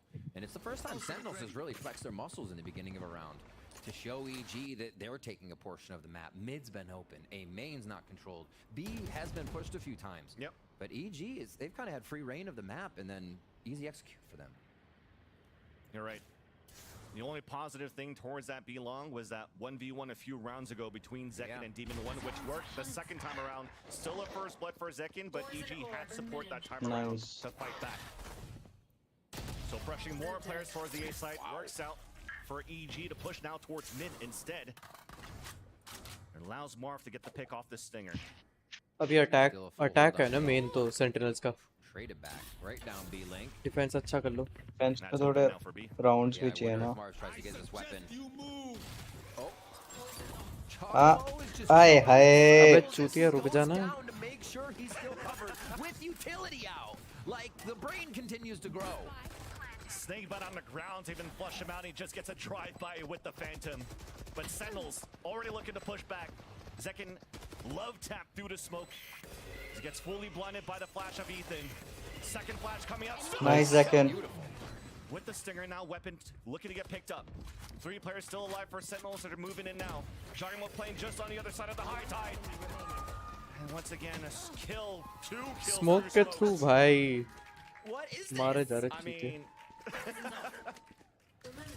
oh my gosh. Map 1 was what? The storyline of stick the fuses for EG on a defense, and map 2 now just kills through smokes. And map 2 could be very much the same scoreline of a 9-3 here, or even worse for the side of Sentinels, and better for EG if they continue this. Sentinels is only able to string, not even string, get 1 round, and then it instantly back in Evil Genius's favor. They push, they figure it out, they wait for Sentinels to make a mistake, and string a few of their own together on the side of Evil Geniuses.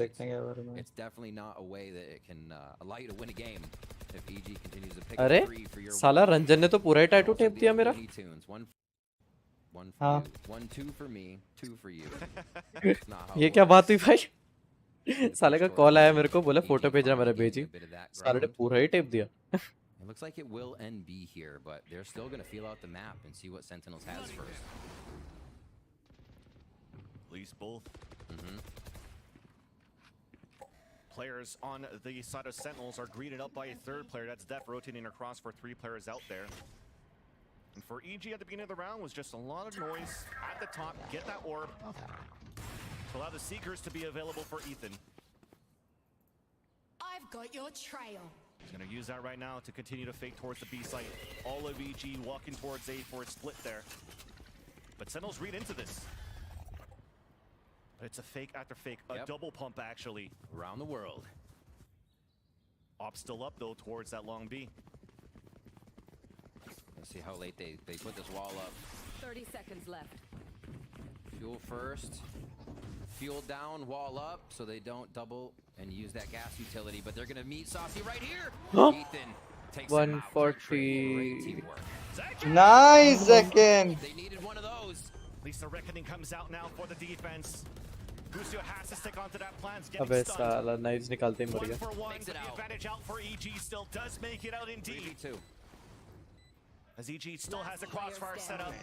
Nothing could be करना done अच्छी now. चूतियां हैं Sentinel. मार चुदा है उनको. History repeats. Cloud9 he on a जीतेगी. 3 versus 1. Stopped by Demon 1. And EG with a convincing pulse plant. Wow. Flying in, even able to repair the fact that Zekin gets an op shot on the planter. इसके बाद क्या कर रहा है ना उन्हें? Comes out, doesn't matter, planting that. Spike planted. Let you just get splashed by a little bit of water. Don't worry about it. 8-4 होगा तो भी कुछ chance है. The comms there have to be great as well. Keep planting. You're safe, right? We have you. Yeah, EG is definitely making that work too. Here. Round 11. 2 rounds for Sentinels. They look to take a little bit of A main control once again to start. Just a bit of an idea on another low buy round for them. And EG has had trouble with anti-ecos, but it looks like साले ने पूरा ही tape दिया tattoo bench. दिमाग खराब. पूरा concept ही चेप दिया. मेरे को लगा कुछ कॉन्सेप्ट भी अलग होगा. साले ने तो पूरा ही चेप दिया.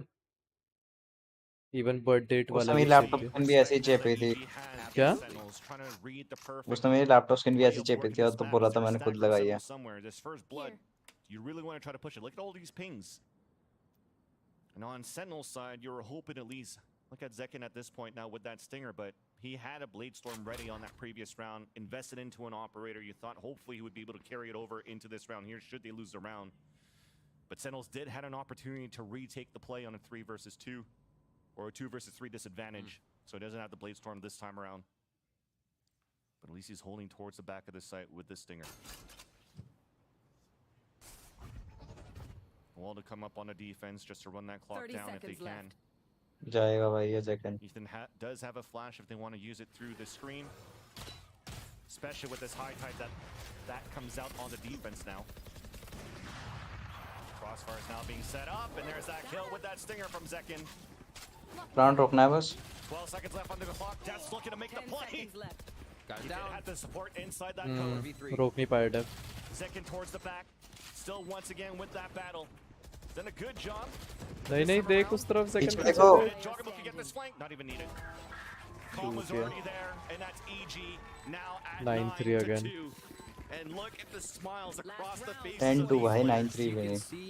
9-2 है it's clicking लूटे. and what that means for these strategies. अगला जीत जाएंगे ना. अबे अब ये तो इको राउंड था. You have Sentinels this almost double flank coming in. Obviously, Joggo's back hall because sight take, but the way they're able to just enter that crossfire seamless, and that has bowed this entire series. Sentinels now calling a timeout. We do see that there was an operator in Zekin's hand here for the last round, down to 0 credits, straight to the pocket lint for this buy. 2-0 Let's see if it works out for him to, again, like we said, this could be another 9-3 here, just like first map. Could be a 10-2 as well. And you see Potter, she's just agreeing. So at this point, remember those comms that came out before where Comm had one of those rounds like, hey, let me call, I have something cooked up, I have something I could plan out, and it worked out for a round that they got. And Potter seems for today given a lot of confidence into her players. So you could just take the reign into the game, understanding the main game plan and what they wanted to come up against Sentinels. And it's been working out so far. EG has just been so versatile, it seems. Not versatile, but more set in their roles and able to play a versatile style with now having Demon 1. How comfortable everybody is, the kind of plays they're making, their confidence to push up. You see the operator still going from multiple hands on this team as they can switch it up like an old Cloud9 of old with Mitch and players. So yeah, it doesn't know, haven't seen too much of EG with what they show you each week. It's always different, right? Whether they play trap plays, whether they're playing retake now. Seems like they're really fluid now with this solid team. 9-2, like we said, Zekin has that operator. Oh, he did not actually. He decides to not go for it. He switches it up. Yeah. Sentinels just wants to fight into the A main. It's a 1-for-1. And once again, both duelists instantly fall in the early rounds in the first contact. Took a lot of time before the first execution came in for the map control attempt. It's still a stalemate. 4 versus 4. Trailers are coming out, and even a high tide early. Should I say that's a cascade to block off towards the art? But EG are just cutting noise for a late re-hit. Poison's off.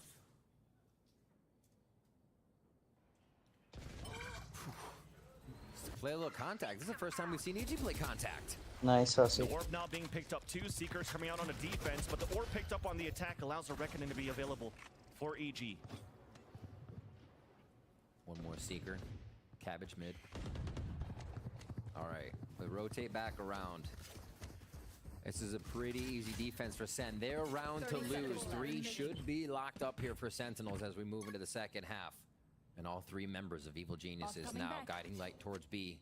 This is going to be up to Pencata to start. It's 17 seconds left on the clock. Pencata maybe could try to find some sort of timing. The Cove comes out, trying to get the spray. And that's what they were talking about at the desk before. Trying to spray, trying to deny the plant, but you get stunned there by the ult of the Reckoning. Yeah, you can't stand still for too long, but damned if you didn't try, right? All right, they're pushing towards B-Link. Double B-Link. That's what Sentinel's trying to do. Trying to go for the retake. But Snakebite into the spawn, delaying a little bit more. Joggermo gets it on a 3 versus 3. This even crossfire is incredible crossfire for EG. Gives the advantage by 1. Sassy and the high-low doesn't work out. It's not a 9-3 curse.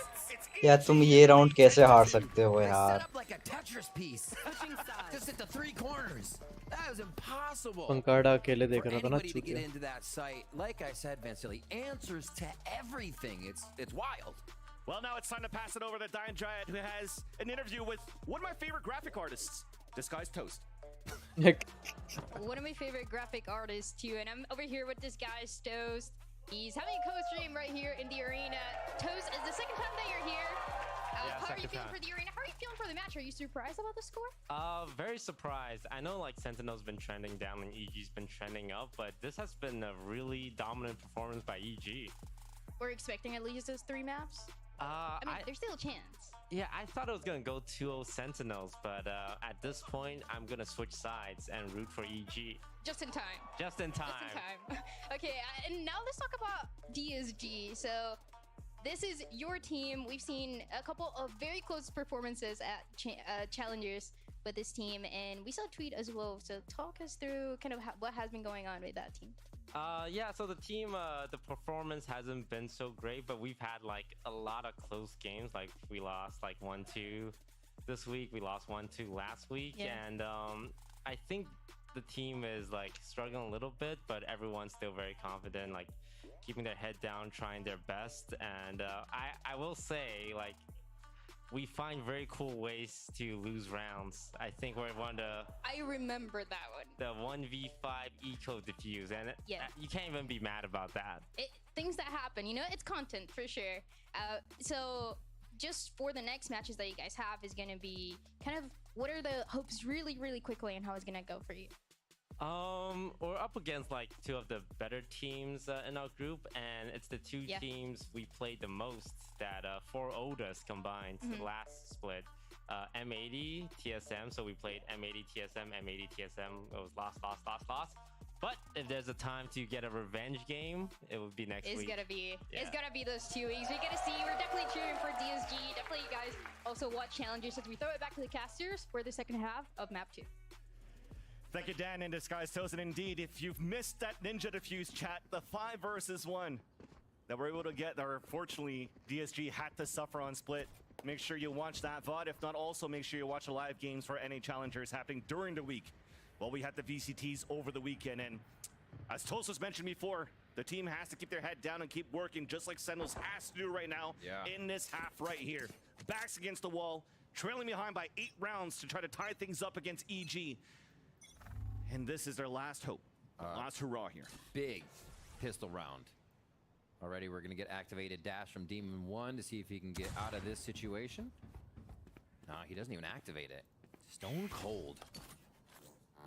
Feel like he could smoke and get out in most situations. Exactly. All the way down to B for Sentinels. They're not going to waste any time. Actually, quite a fast round for them.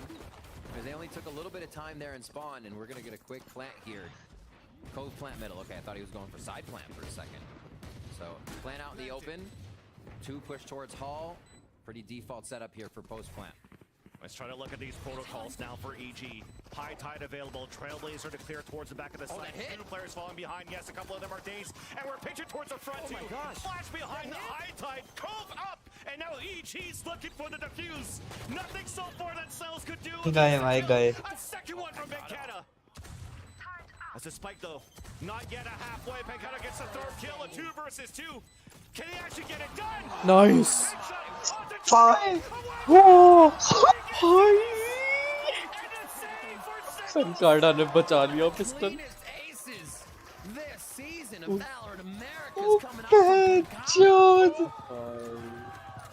मैंने लग गए. 1 2. Oh भाई.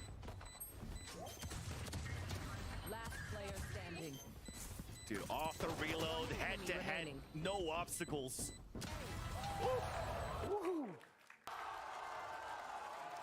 Faisal. Thank you, chef. Thank you. Thank you. Oh, अबे. Oh, nice. अबे, beast stack है. If Benkata has anything, Yeah. everything to say about it. I could definitely see the chat. 10-2 कोई lurk भी नहीं कर रहा. Yeah, after that.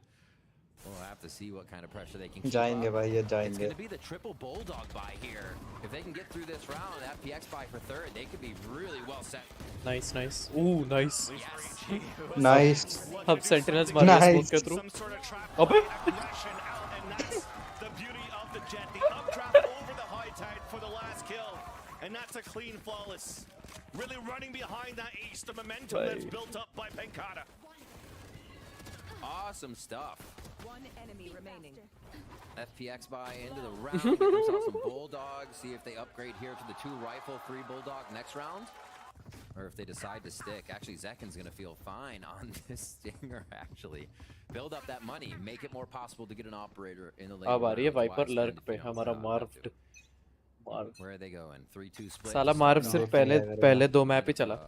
Loud के against और EG के उनके against है भाई भी यार. Just to feel out the map. Spike is down by shops right now, and it is. I miss tens. Demon 1 again. So he's Everyone misses tens, right? Up towards pillar almost every round now. Super focused here to try and get क्या himself लगता है? frag and get out in time. Yep. क्या लगता है मतलब? Has the utility for that. हार गए इसका ये कितने ले जाएगा demon? हाँ पर demon कितने ले जाएगा इस round? 2. He's looking for help here. Definitely But I think उन्हें पता है कि वो कहाँ है. That cascade could allow him to get left गया. side. First kill. ना एक ही लेगा चल nice. Answers back with the stinger. Jogamo now forfeiting his position out towards B. Delaying with the second cascade. Waiting for Almost. the rotate to come out from his teammates. Meanwhile, though, for Sentinels opening up towards this B site. Behind a Trailblazer as Marv doesn't check his corner. Gets punished by Busia. Ooh, nice. Nice Pandora. Timing off this flash. Nice. Beautiful for the guy. Bye. And EG answer back in their gun round. I wish we could honestly get a replay of their Pearl game इतना last खुश हो week. रहा है मोटा गेंडा साला diabetes से मरने वाला है और खुश हो रहा है. What the heck? He cannot be stopped in that position. I'm gonna start calling this Jogamo. Enemy remaining. Oh my gosh. Like I said, the multi-kills that EG are able to pick up, and they're not exactly round saving. It's not like, oh my god, he needed to do that. But they're just doing that anyways, right? There was still cavalry to come on that play, the site to be taken. But it is just EG able to stop Sentinels in their tracks again, time after time. You got me. And that's how you answer back for the evil geniuses. Thankfully, though, for Sentinels, it was a bonus round now. Able to still invest into a rifle round this time around.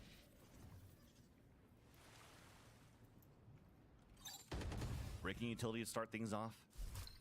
Flash to find information. It's going to be Ethan allowing Boosty to peek out. But Sentinels decided to fall back for a bit. You still see Penkata watching for a long A push. But EG's taking that opportunity to move forward.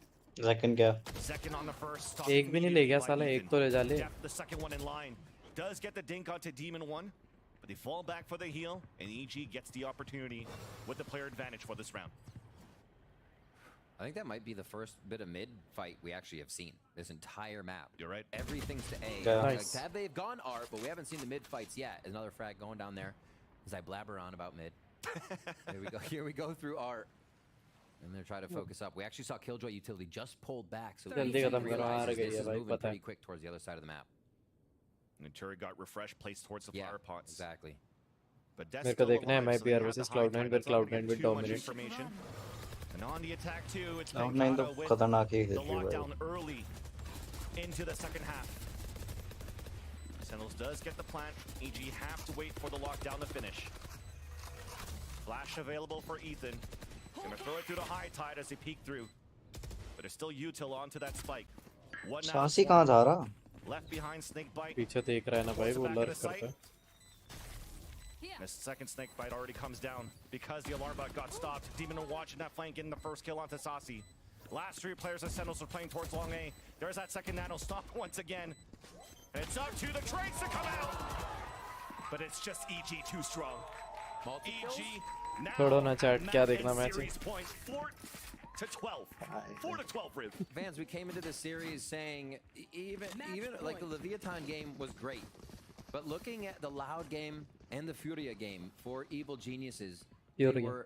they almost 2-0'd Loud, by the way, and we're 3 rounds away from beating Furia as well. Not the signs of an 8th place team, and I think they have found the way, the identity of how to play this squad. I mean, look at Jogamo now, from Raze to a controller from map to map, and he is absolutely slamming. 16-11.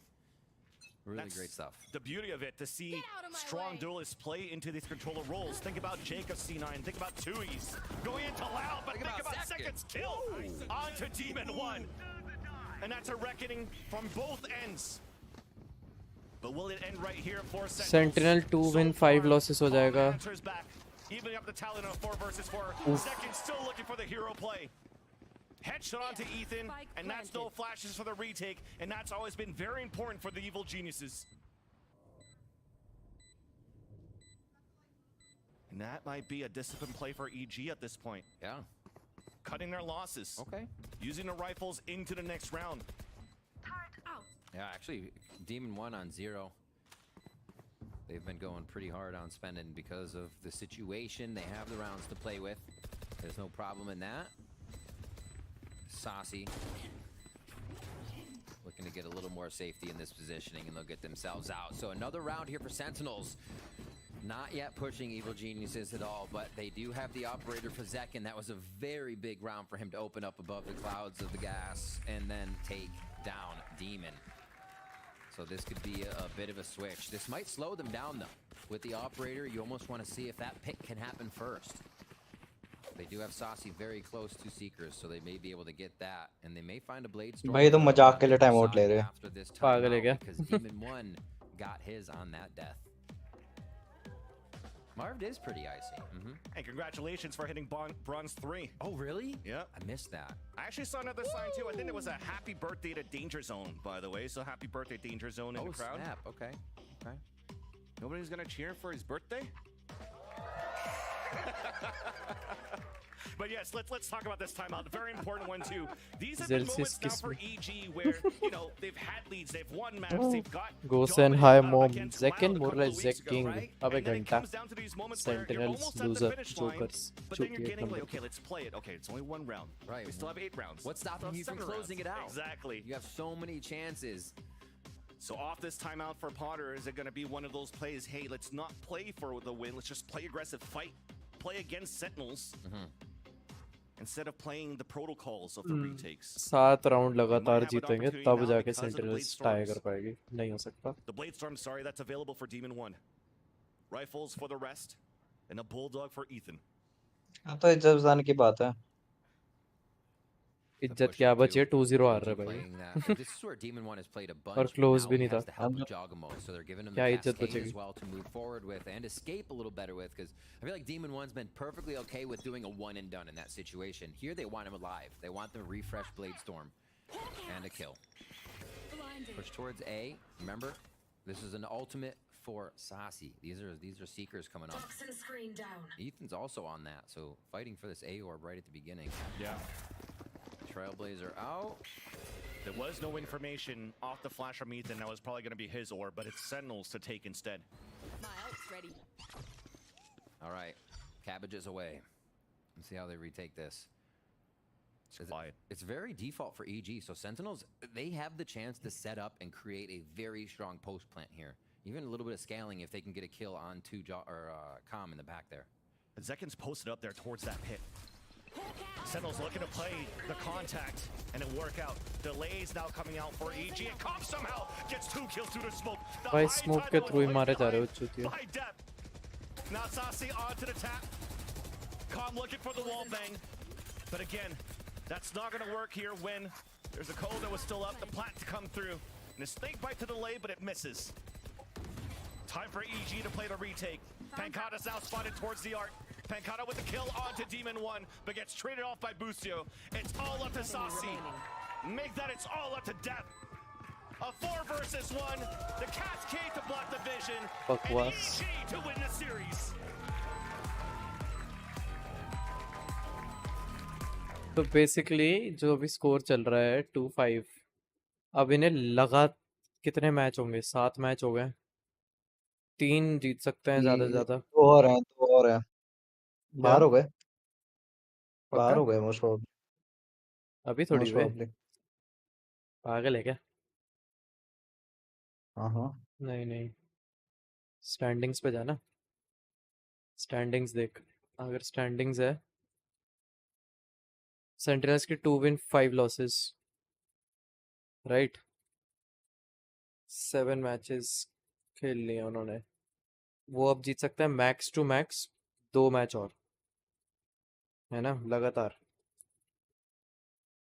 नहीं 3 matches बचे हैं ना तो 5 कर सकते हो 5-5 कर सकते हैं बेसिकली अगर वो बहुत ही अच्छा खेले नहीं 2 बचे हैं 7 9 मैचेस होने थे ना टोटल 10 होते हैं भाई टोटल तो 10 तो एक ग्रुप में है हाँ तो एक ही ग्रुप में तो 10 हैं मैचेस हाँ तो अपने अगेंस्ट थोड़ी खेलेंगे आई थिंक सेंटिनल्स का 10 के अगेंस्ट स्टैंडिंग में 9 खेलेंगे सेंटिनल्स का क्रू के अगेंस्ट है नेक्स्ट 1 2 फ्यूरिया हाँ हाँ हाँ बस अबे बस 2 ही मैच तो तेरे को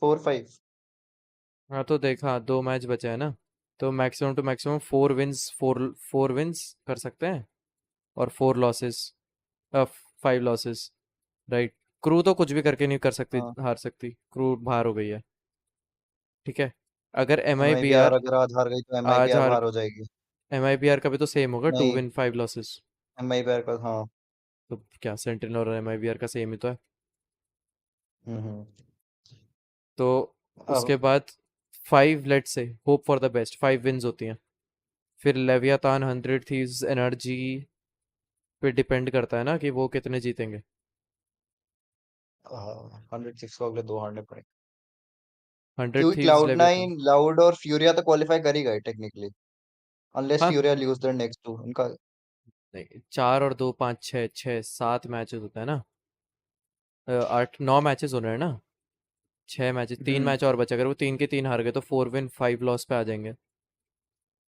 हाँ तो सेम है सेंटिनेल्स। फिर वो बॉटम सेंटिनल्स के साथ टाई कर जाएंगे। देखते हैं क्या होता है।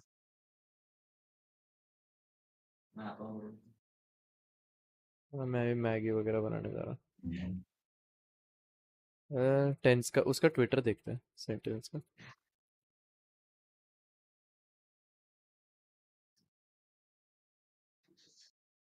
All right, send your angry tweets here.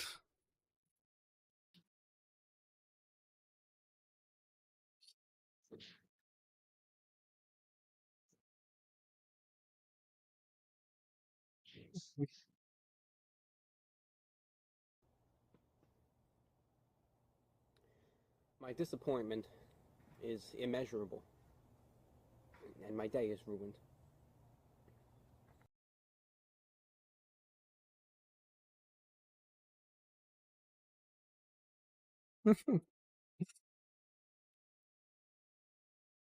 My God, why doesn't Deb hit a shot?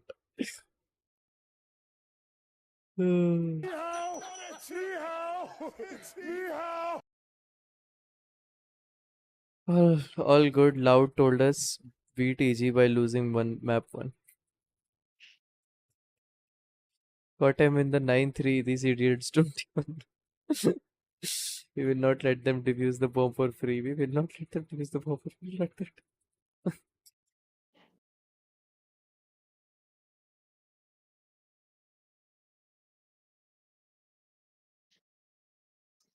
एलसीक्यू भी नहीं है शायद से इस बार।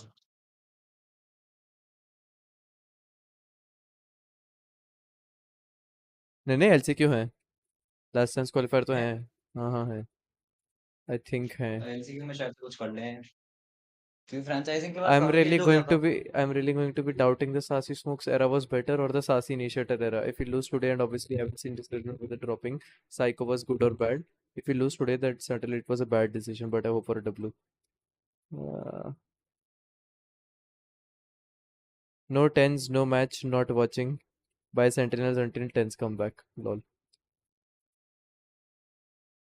Fuck man. ये क्या बेइज्जती मार रहा है? बोल रहा है damn your graphic designer insanely good. If only your players were too. हाँ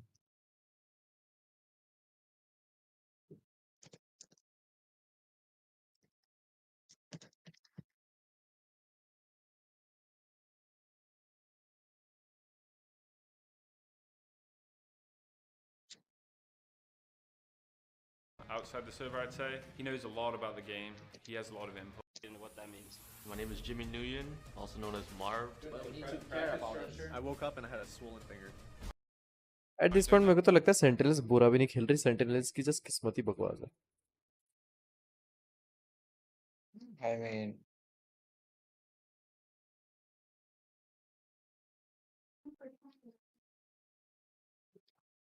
Next 3 EG का Twitter games. another one bites the dust. क्या? Another one bites the EG का dust. Twitter Another one bites the dust. उफ, बकवास.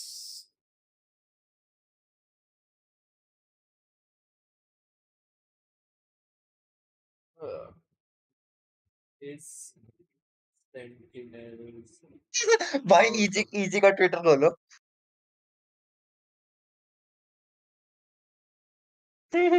भाई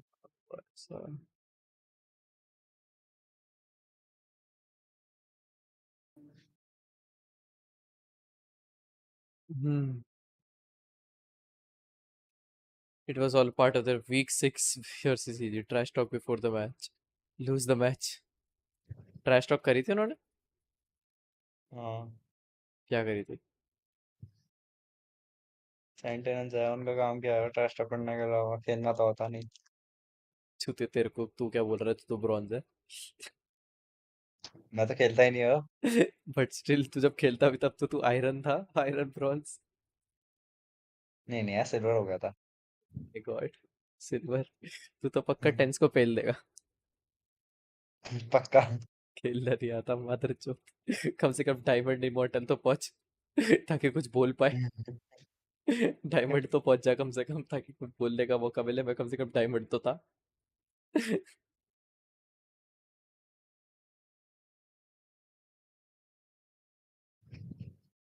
अच्छा हाँ करा तो है ना tweet, this claim is likely false, EG has approximately zero fans as of May 5th. मेरे को गुस्सा आ रहा है, साले ने सेम टैटू क्यों करा लिया, चूतिया है ये इस रंजन।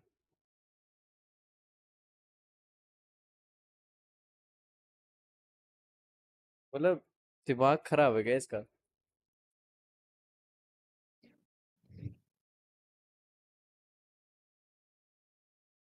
मतलब टैटू ये तो वो भी नहीं है कि लैपटॉप की स्किन है बेंच उसकी चेंज हो जाए। हम्म। और बोल रहा मम्मी का बर्थडे 20 को ही आता है, मैं क्या करूं। क्या सच चूतिया है, हमें कुछ और सोच, मेरा आइडिया क्यों टेप रहा है लोड़ू।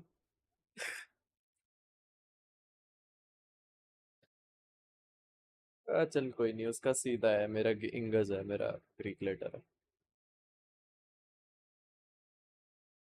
इसके रोमन न्यूमरल है।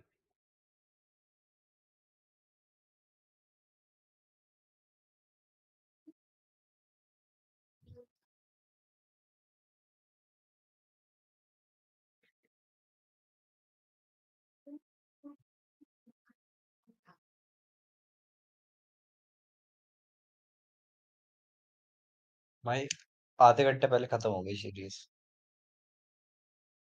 क्या। आधे घंटे पहले खत्म हो गई सीरीज इनके पूरे।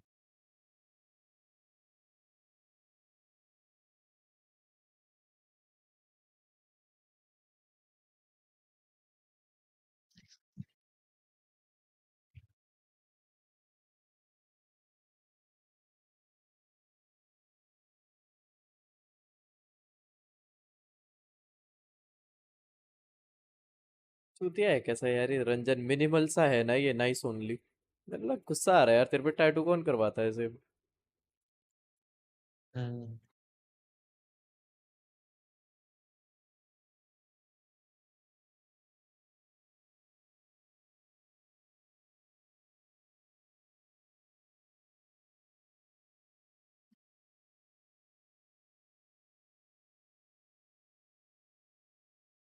मतलब कुछ और सोचना अपना, इनोवेटिव नया सा, मेरा आइडिया ही टेप दिया साले ने।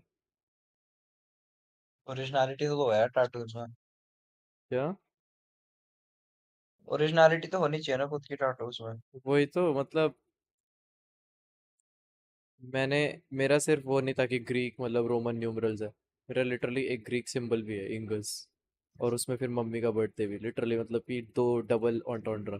लेकिन साले ने वो भी टेप दिया, चूते का भी मम्मी का बर्थडे 20 पे आता है, और एक हाथ में लिटरली ट्रिपल एक्स करवा दी क्योंकि पापा का बर्थडे आता है भाई। ट्रिपल एक्स है भाई वो।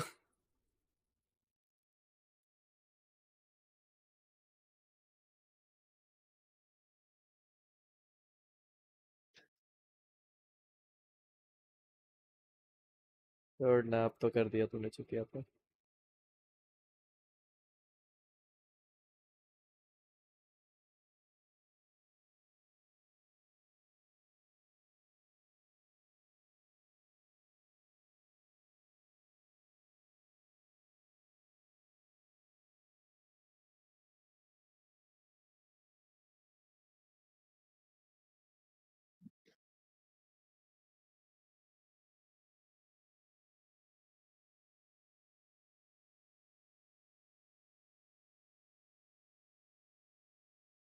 बोल रहा भाई ओरिजिनली है। है अबे साले तुझसे 1-2 साल पहले।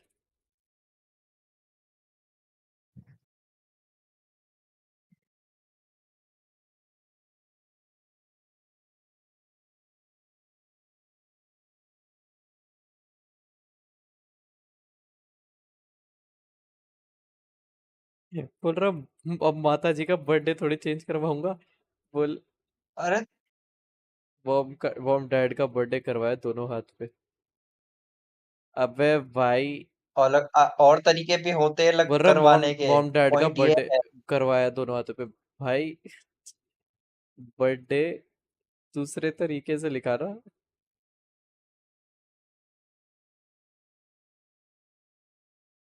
जो मैंने लिखवाया वही क्यों टेप दिया। जो मैंने लिखवाने, मेरे लिखवाने का स्टाइल अभी क्या, चूतिया है भाई तुम, मैच्योर ही नहीं हो गए मेरे जूनियर्स कोई भी।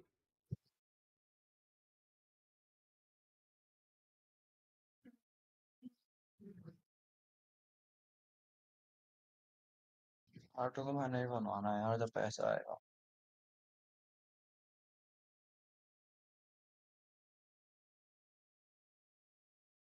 शाश्वत अपने टैटू की फोटो भेजना। क्यों? टैटू बनवाना है मैंने भी। बोल रहा सिमेट्री चाहिए था, you know, there is literally no symmetry. Symmetry? हाँ, एक हाथ पे ट्रिपल एक्स है और एक हाथ पे वो है। What the fuck do you mean?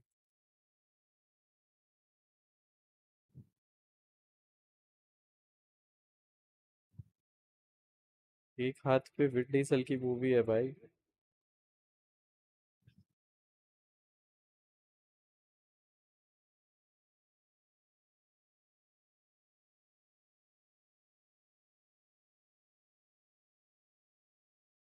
मैंने बोल दिया, बोल रहा सिमेट्री है, बोला अरे भा छोड़ो ना, मैंने बोला एक हाथ पे विन डीजल मूवी है और एक हाथ पे मेरा टैटू। छोड़ना भाई, जो तब तो कर दिया तूने।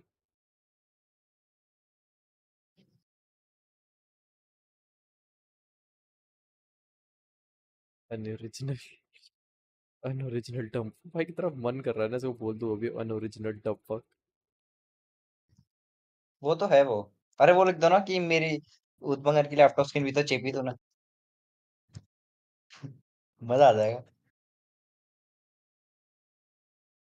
मैंने लिख एंड दिया then man posted on a story की जैसे खुद की होगी। I am like bro what the मैंने फक। बोला अनओरिजिनल डंप, गुस्सा आ रहा है यार। वो तो मगन का भी टेप थी। बंदियों को पसंद आया और क्या चाहिए भाई, शक्ल इंप्रूव कर ली भाई बंदी। अगर टैटू से आ रही है, आ रही है तो फिर उस बंदी के साथ मत रहिए। बंदी भी like what's your favourite movie? Triple x.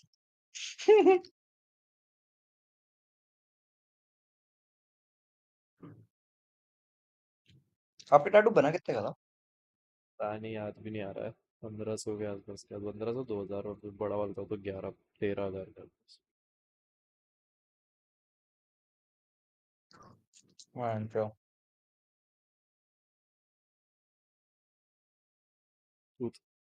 चूतिया टैटू रिज लिख रहा है क्योंकि उसने, लड़की ने पूछा क्या है मतलब टैटू का, उसने बता दिया mom's birthday is on 20th March and she is the one who taught me most of the things I know, that's why on her right hand. साला वही कॉपी पेस्ट कर रहा है सबको message. My dad's birthday is on the 30th June and he is the one who has supported me for everything, that's why is on the left hand. क्या लड़की यार, तू तो स्वीट है, जेन्युइनली बहुत स्वीट स्वीट जेस्चर है। मैं पहन के लोड़ी ओरिजिनली। और ना, fuck off. My thoughts will see anything and they'll go oh. Fuck off यार,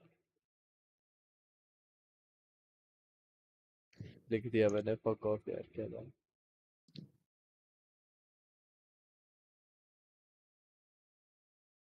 सच्चो साला लोड़ू भाई का। इतनी गालियां निकल रही है ना इसमें मेरे दिल से निकल रही होगी। अब चूतिया पूछ रहा और बताओ, कहा हो आजकल बहन के लोड़े।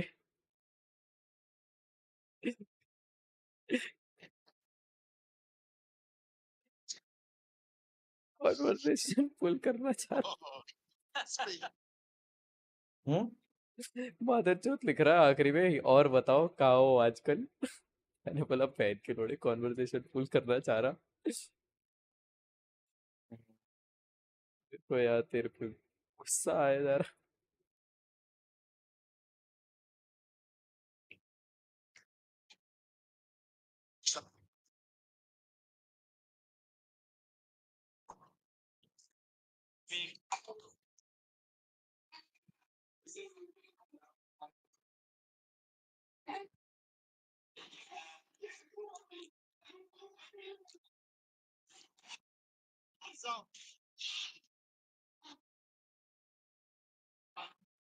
मेरे को प्रॉब्लम तो असली है, साले ने मेरे को कॉल भी किया अलग से और मेरे को बोला फोटो भेजो टैटू की।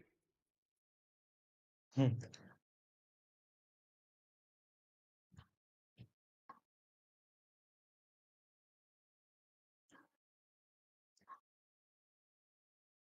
बहन के लड़ मेरे को स्पाइडरमैन वाला मीम भेज रहा। ठीक है।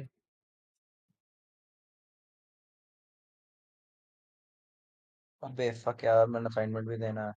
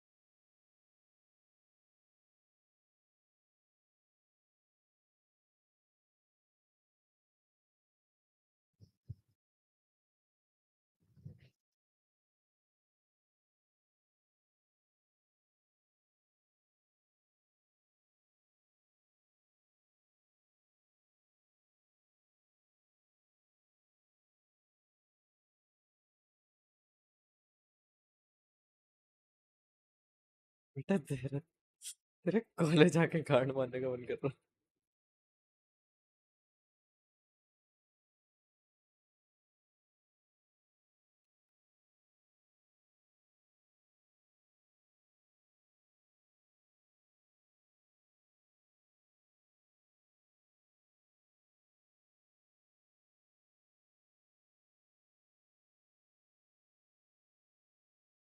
क्या है यार, ये कैसे सब बच्चे हैं भयंकर, मेरे सारे जूनियर पे।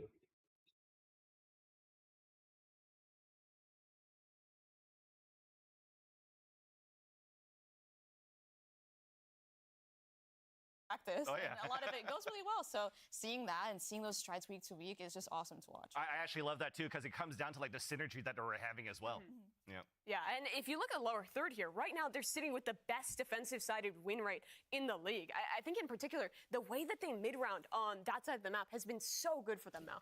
And I think it's interesting because normally defense, teams that are good on defense, it kind of exposes like what teams individually needs like a bit more to work on. At least like for attack, you can set the pace, you can pack mentality, you can like run at people, which is a bit more based on like around the util, that you can get kills just a purely team play. But on defense, every individual needs to be hyper aware of what gaps are open, when do I need to rotate to help my teammate, what gaps we want to leave open on purpose, when do we want to regroup, what stack we want to hit like at the end, or what site we want to stack at the end of the round. And the fact that they're this good on defense shows that how well and how far these players have come from week one. And actually, I think C9 is really proactive on their defense. Zeppa especially, his flashes and his info gain is crucial and does a lot of heavy lifting for them. The way they play around that utility is incredible. And one of the things that gives them is really great stall on the defensive side. Venz, I know you had one round from their Lotus game last week, highlighting what they do with that Neon. Yeah, this is going to be fun because now, remember I was just casting the other match and I was saying Sentinels, they're like kind of sweating into their game. Now it's my turn to sweat here to watch this this telestrator as I'm going to try to do it for the first time. But it's definitely to talk about the stalls. You talked about how we do have a very strong defense from C9, how you understand the protocols, understand the gap. Look at how they're currently setting things up here for C9. They're looking for the pressure into C-Long at first, where that Neon is actually a huge component to how they want to play the defense because of the amount of stalls that you have. But look at how we want to set up here for Sentinels. We're looking for a lockdown play because you have it available for Pankata. So they're going to set that up at the default spot here towards that B side to open things up. The control comes in for छुतिया C9, पूछ रहा है कि and तू then once आप they Dehradun realize, कब आ okay, रहे there's हो? no pressure coming in from तो मैंने बोला मई, बोलता है 11th, मैंने बोला 11th होता है कब, मैंने बोला मई, हाँ। तो बोलते हैं कि लेट्स गो, मैं भी देहरादून में ही रहूंगा उस टाइम। मैंने बोला मैं नहीं मिल रहा तुझसे गांडू। तो अब मैं तो हाँ, सुन रहा हूँ, चू सुन रहा हूँ। तो चूतिए बोल रहा, मैंने तो जेनुअनली मम्मी के बर्थडे के लिए बनवाया था, आप नाराज हो रहे।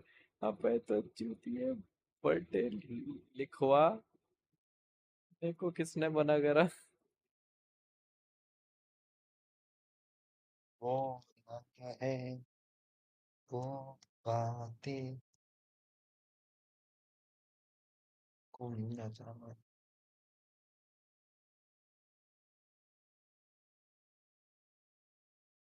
मैच शुरू नहीं हुआ क्या?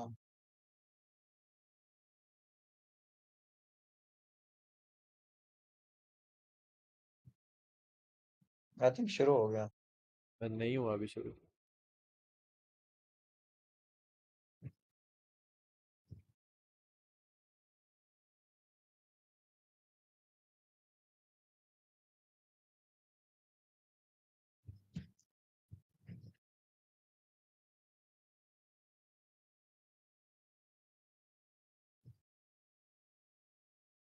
आप 11 मई को आ रहे हैं? एक दिन के लिए आ रहा। चूतिया बोल रहा भाई आपका फोर आर्म पे है, मेरा रिस्ट पे। बहन के लोड़े। मैं छोड़ो ना, बंद कर दो। छोड़ो। बात का समझ ही नहीं आ रहा भाई, एक नंबर का बच्चा है। अरे मुझे उस दिन बोल रहा था, फिर मैंने बोला मैंने सुट्टे और दारू दोनों छोड़ दिया। इसलिए क्या कर रहा है तू, जिंदगी बर्बाद कर रहा है। मैंने बोला अच्छा भाई, बिल्कुल।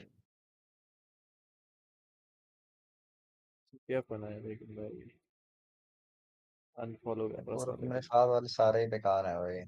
अनफॉलो कर रहा हूँ ऐसे।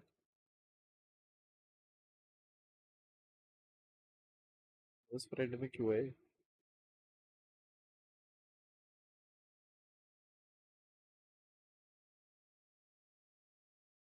चूतिया फैन का लड़ा, मेरे को ना मुक्का मारने का मन कर रहा है, कहीं से गोली लेके मार दूंगा मैं। चूतिया मेरे को बोल रहा है जल लीजिए।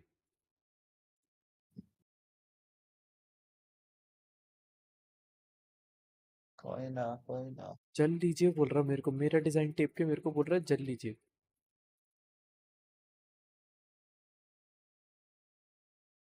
You will of shit. अबे लड़की के बाल कलर कैसे चेंज हो गया? है? तो वही सेम लड़की पिंक बाल वाली, इसका कलर कैसे चेंज हो गया? कपड़े भी चेंज हो गए। बिग पहनी होगी। अबे बट कपड़े इतनी जल्दी सब Try my कुछ best not to let that show too much. Mel, you're someone who's worked with a lot of different coaches in your career in Valorant, but it seems like the MC is one of the few who's been consistently able to get the best out of his players and develop talent that previously was really unknown.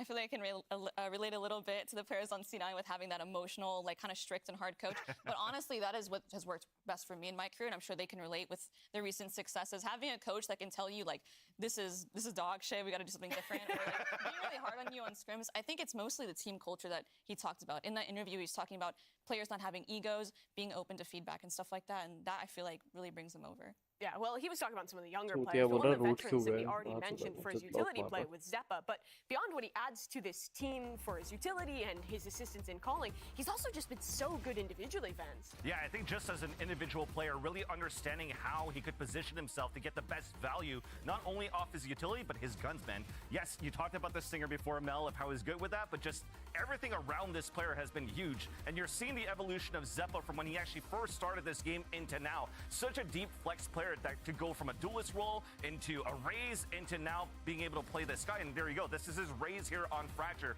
This guy is a complete unit when it comes down to how much value he brings into a C9 roster. I think it's really interesting too, seeing his growth. Just honestly, he's always been so good on these flex roles. I feel like he's always been like that, yet somehow he's still finding ways to get better. I feel like if you're playing a team like C9, sorry, if you're playing against Zeppa, you can never be safe with like nearby any smoke. Like let's say you're hitting a site and there's just a smoke, you can never be safe. Like he could pop out, they could be flooding off of it. Having that kind of player to have that kind of threat is insane. The depth of this roster is so impressive because we talk about them and you can highlight Zeppa, you can highlight Jakey, but this is also like the team that has Leaf on it. They're just so good thus far this season. But to turn our face to the other squad facing them today in MIBR, they've had a bit of a rougher go of things. Last weekend, their struggles continued, and they had a really rough match against Fury. It looked like they had an opportunity in map number 1, but after that, it really went downhill, Vance. Yeah, and even when you started off the game here from the game plan that they had from MIBR versus Fury, it looked really good. A cohesive unit, the game plan of trying to get the executions, the map control. I remember like utility that they were using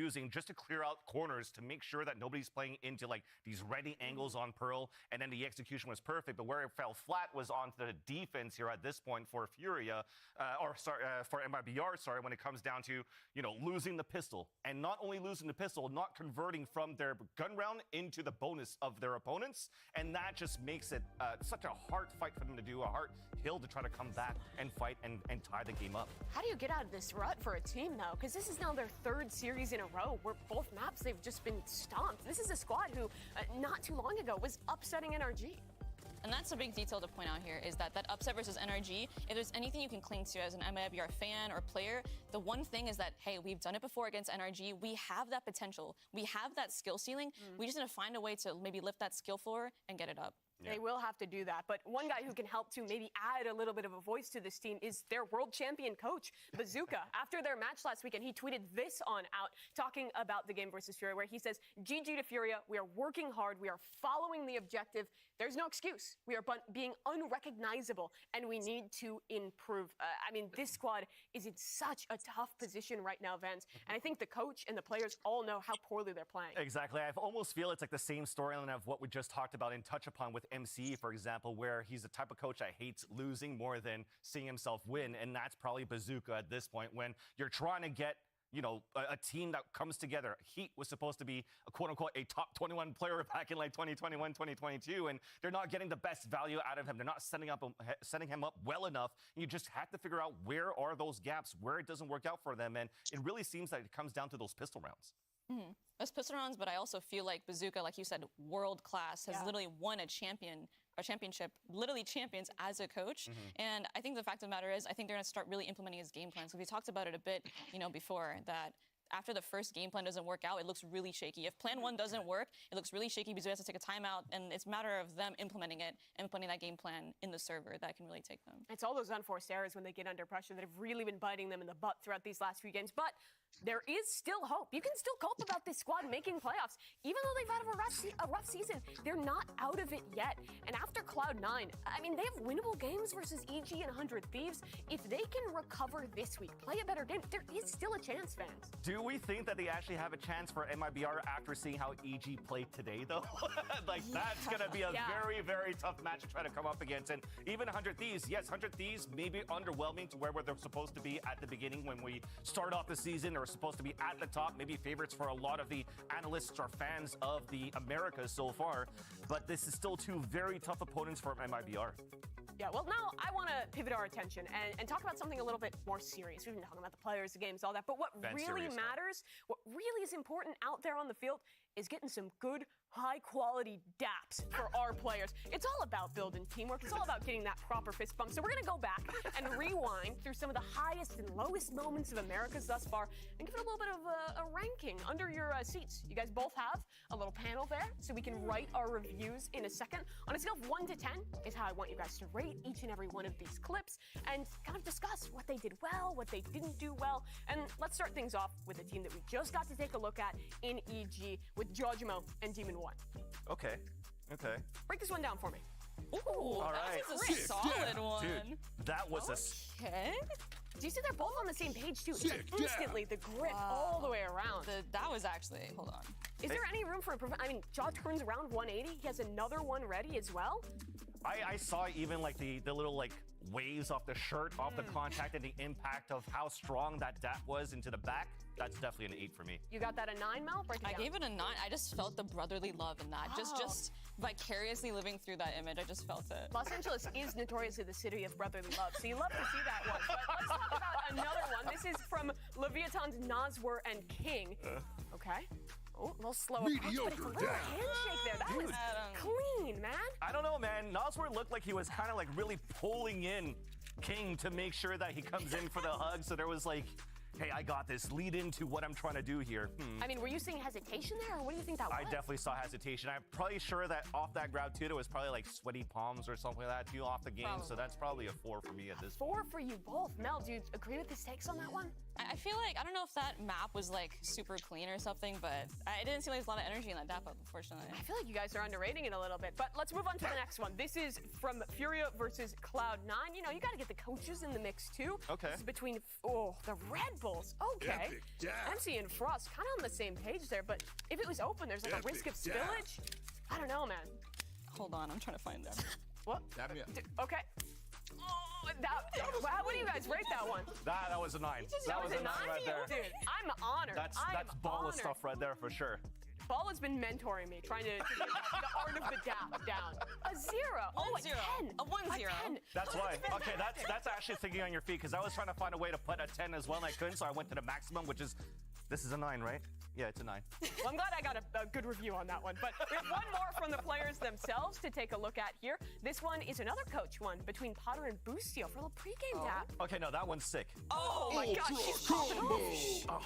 I think they have a different dap for every player on the team. I was about to say, because I remember watching Potter when they're actually starting things off and setting up at the table, and she's kind of like that you know, that preschool teacher that had like a handshake for the 30 kids that were coming through, and she had one for every player. Unfortunately, though, I'm going to have to give a 7 onto this one, because I don't know if you saw when the fist contact, it kind of like slipped. So that's where you lose a bit of points there. No? I like the idea. It was looking really good. They just couldn't execute the final portion of that strat. It's looking like EG in week 1 and 2. It's tough out there. Hopefully the daps are going to just like their gameplay. But we'll have to see if the players on the stage have their daps down, because we're just moments away from Cloud9 and Mibr taking the stage.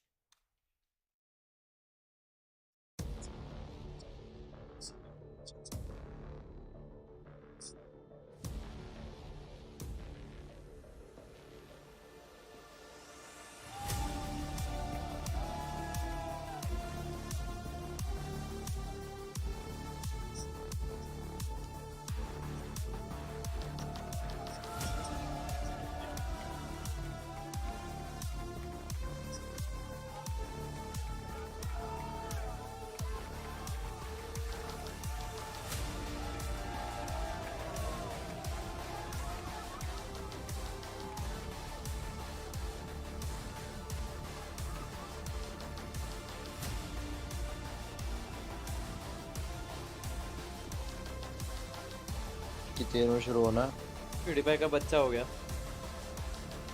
मतलब बच्चा हुआ नहीं है but like he is getting a baby boy. I think शुरू होने वाला है. शुरू होने वाला है. And have their देखो तो क्या? sights set on Tokyo. But for Mibr, their hopes are still in the hands of this game. A chance for playoffs remains, but it depends on winning against a Cloud9 that has looked almost indomitable thus far this season. That is the crazy part. I did talk about the winning conditions, at least from the pistol rounds, where it looked kind of pretty abysmal for Mibr throughout the series, throughout the season now for the VCTs Americas. And you're coming up against C9, that it was what, tied for the highest rate for pistol round wins at this I think अगर Mibr जीतती है Sentinels पे काफी pressure आ जाएगा. I don't know how you're going to be able to beat this team that's been hot from the अगर start. Mibr जीतती है Sentinel के chances काफी कम हो जाएंगे. Shades of that Mibr against NRG if they want to have any chance of taking Mibr this game. I feel like we need to see a completely different हारेगी made in Brazil Cloud9 today than we've ever seen, because C9 अगर is looking Jeet like Jeet an जाएगी फिर तो unstoppable हार गई force, Sentinels. and well, फिर I बाहर should हो go with the जाएगी. rest of that. This Cloud9 team, though, they have looked so incredibly difficult to prep for, because it seems like every week, even if they're playing नहीं the same बाहर map, तो नहीं होगी they're क्योंकि फिर trying new EG पे depend competitions, करता है कि वो they'll दोनों add हारेगी या comp नहीं. they already have. They're अगर so EG अपने दोनों proactive हारती है तो coming up with these ideas oh my want week direct by week. stream. Yeah, that's exactly it, because we talked about the Puggy round. Coming up with these ideas week by week. Yeah, that's exactly it, because we talked about the Puggy rounds from like the week 1 and 2. And that plays very slowly. आज की stream We can में wait until the last 20 342 seconds views until per Sentinels tries to move into the site to plant, then overflood them with एक क्या utility बढ़िया with the पहन retakes. I think MC and Cupid are doing an excellent job with this roster right here. I don't know if it's like another bandana buff that you have, for example, with Ghost here, but Cupid right there bringing that up for the team, and you have a very strong IGL here from Ruby. I heard that British Airways actually took Boaster's banner and they Really? stole it. Do you think that somehow Cloud9 got their hands on it? Are you kidding? Is it possible? Is there a conspiracy here? Is this real? I actually can't tell, genuinely. I actually think he lost it. Did he actually lose it? Yeah. I don't know. They might not win. We need to raid the Cloud9 headquarters real quick. Let me go back undercover. Hold on. You're going to have to take a look at this हाँ, तो one. वहाँ But for Mibr here, a lot of the issues seem like in themselves. Sure, you can do a lot of prep work, but similar to what we were talking about with series number 1, so many of these Mibr problems just seem fundamental. I completely agree. I think if Mibr want to take this, it's really just finding that inner confidence, kind of ignoring the fact that Yasinan looks super incredible, but not ignoring it fully to the point where you discount their gameplay. They're gonna they're gonna need to find holes, because they do exist. It's gonna be difficult, but if there's any time to do it, it's now. Exactly, and Moritz is definitely the player and the IGL that could do this for the team. We've seen in week 1 and week 3 of him like doing some great clutch rolls, great lurk opportunities as well to really turn around over and aside to give some sort of hope for Mibr. But what it really comes down to as well is how can you once again set up a player like Heat so he try to get as much of the opening kills as he can. I think last week he went like 6 and 13 in terms of the attempts that he was trying to do against his opponents. We need to turn that up. He struggled to get involved in those opening fights, but we're into the map vetoes, and Cloud9 are starting us off on Split. This is a map that both teams have been very willing to play now. I think Split is honestly kind of a straightforward map. I'm not sure if it's a popular opinion, but really it's one of two things. It's mid default, A defaults, B hits thrown in, A hits thrown in. It sounds like a lot. I promise you, from like a attack POV, but at the same time, that's a map where I think C9 picked it. They're going to be starting on attack, but if they get on that defense, if MIBR let these rounds slip, they might be in for some trouble. And Lotus is one that scares me for MIBR. I'm very surprised that they're actually picking into it, because you were just talking about on that telestrator, this neon comp for Cloud9. They're one of like only two teams I can think of that run it, and they're so incredible at it. Yeah, I think that for me to look at MIBR, and especially what BZK could actually do with this team, is he actually had the opportunity to lead a champion team like Loud onto this map and do very well. So there are some things that he could actually learn and that he could keep from what he's done before, and also on this time, how to counteract and how to anti-strat. He's definitely the type of coach that could do that as well against C9. Well, hopefully we do get to see that bind later in the series, but let's focus up on map number 1, Split. Mel, you said it's pretty formulaic in the strats you expect on the attacking side, but we have seen some variance in compositions on it thus far in Americas. And it looks like we're gonna get the Astra. Oh, Marie's is on the sky. So they're changing Jets? the jet. Do you think this is a double duelist with Jay-Z? Oh, okay, I actually do like this change, and they're starting on the defense. It's going to be interesting to see how this comp gets a lot of value on the defense, but ultimately, I think if MIBR want to take this, it's going to come up to a lot of like off-tempo, kind of like weird plays that are going to need to catch Cloud9 off guard, because their proactivity is big, but if you can catch them off, I think that's the only shot you got. I was just looking at the player cams too, and it seems as though when we're actually picking the agents, Zelsus is already ready to go. Maybe something that they're expecting to play against a double duelist, and they know how to play it against this right now. I mean, they're a very strong team, Cloud9 in general. I mean, they've had great agents, great compositions to have a very deep map pool too. I don't know so far what real weaknesses we've seen out of Cloud9 from like week 2 to now week 6 now. So we'll have to find out if MIBR was able to pick that.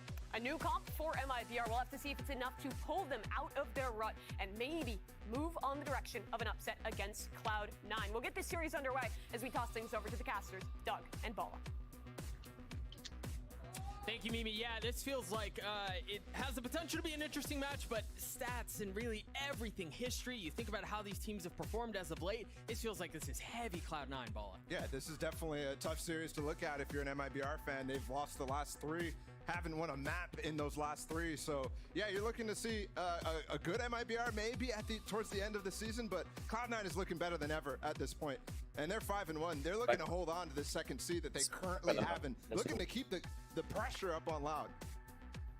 It's just crazy to think too. It seems like they just continue to get better every week. Once we think we've seen how good Cloud9 can be and the youngsters on the squad and the coaching staff around, they show us another wrinkle and they seem more and more impressive. Going back to Split as well, which really turned heads against the team who's in first in the league right now. When Cloud9 played against Loud, they took that map against them. Same comp here, and they're gonna go out on B. Missed Satchel though, but actually does pull out the grab wall, so there's still a lot of room here to pivot again if you're Cloud9. Grab the orb, make their way out the second time around. Zeppa's already gotten back sight. Frenzy's already finding some value too, but decent response from Muri's. But Heat's left alone. And it's funny, the reason why Muri's is there in the first place is because of that false start that Zeppa had. Spike planted. Heat just not fast enough either. 1v2 now. Does have a ghost. Both of these players are one tap to the head. Leaf's just gonna keep daring him to land the shot, challenging him to deliver. Can he pull up a when his team sassy? needs him to the most. Time low though as it continues to tick away. They lined up for him, but Leaf cleans him up. Decider bind. And that's one of those things that Nice. Cloud9 have just improved on over and Three over map every Jackass. single week, is those little movements in towards the tail Yeah, ends we of hope rounds we're where you see 2 players just hip to hip, able to trade out and time things really well, understanding where Heat's going in that situation. And again, with that false start, they're still able to get the round. Speaks to the flexibility of Cloud9. Now onto the anti-eco. मैंने gym भी जाना है 5 with in बजे. the past, लोग पंजा है but they have had some eco success Huh? despite the Sunday. massive हाँ मैं संडे को जाता हूँ in ना। the last 3 matches that they've had. साले सातों दिन जाता From है क्या? Super Weekend to last week against Furia. नहीं, I have Look at that ace stack, bro. 2 rest days and 5 दिन Everyone. gym. The 3 of them playing on कब? site, and the other 2 close by. Rest days मेरा एक Tuesday को होता है और एक फ्राइडे को होता है They're- usually. It's entirely vacant. They're going to be surprised. Yeah. I wouldn't be surprised. Hostel में संडे को जिम खुला रहता है ना, तो फायदा हो जाता है। Seeing the rest of the site open, and they could even delay these stars now. Clears B main as well for Rooney to come in, and yeah, they were planning to leave the spike a little bit while they were exploring, but it's a free site. MIBR just committing to that stack, and they have no information about what's going on. Heat might have just heard it. Yep, everybody coming through, and they also peeked A main. I wouldn't be surprised to see nobody dead this round, other than obviously the MIBR players to the spike. But Toxin screen down. like I'm looking at Heat, he's got the shorty. Like they're looking for exits, and Cloud9's not going to give him a little bit. Maybe Rooney will want to chase. I mean, we may have a round where neither player saw the opponent at all. Like, not one player saw the other. That's ridiculous. Wild. I think it. Oh no, Leaf is looking. Oh, Leaf don't is ruin looking. it. Leaf. Of course, Leaf is hunting for anti-ecos. He's hunting for the eco frags. No way. All good. They still never saw each other. Step up. Where are you going? He knows They this is a still trap never now. saw each other. He might die to the spike now, actually. And they all do go down. I was worried there for a second that MIBR might not all go down. And I love how disappointed the crowd was. Yeah. Yeah, literally though, that was ridiculous.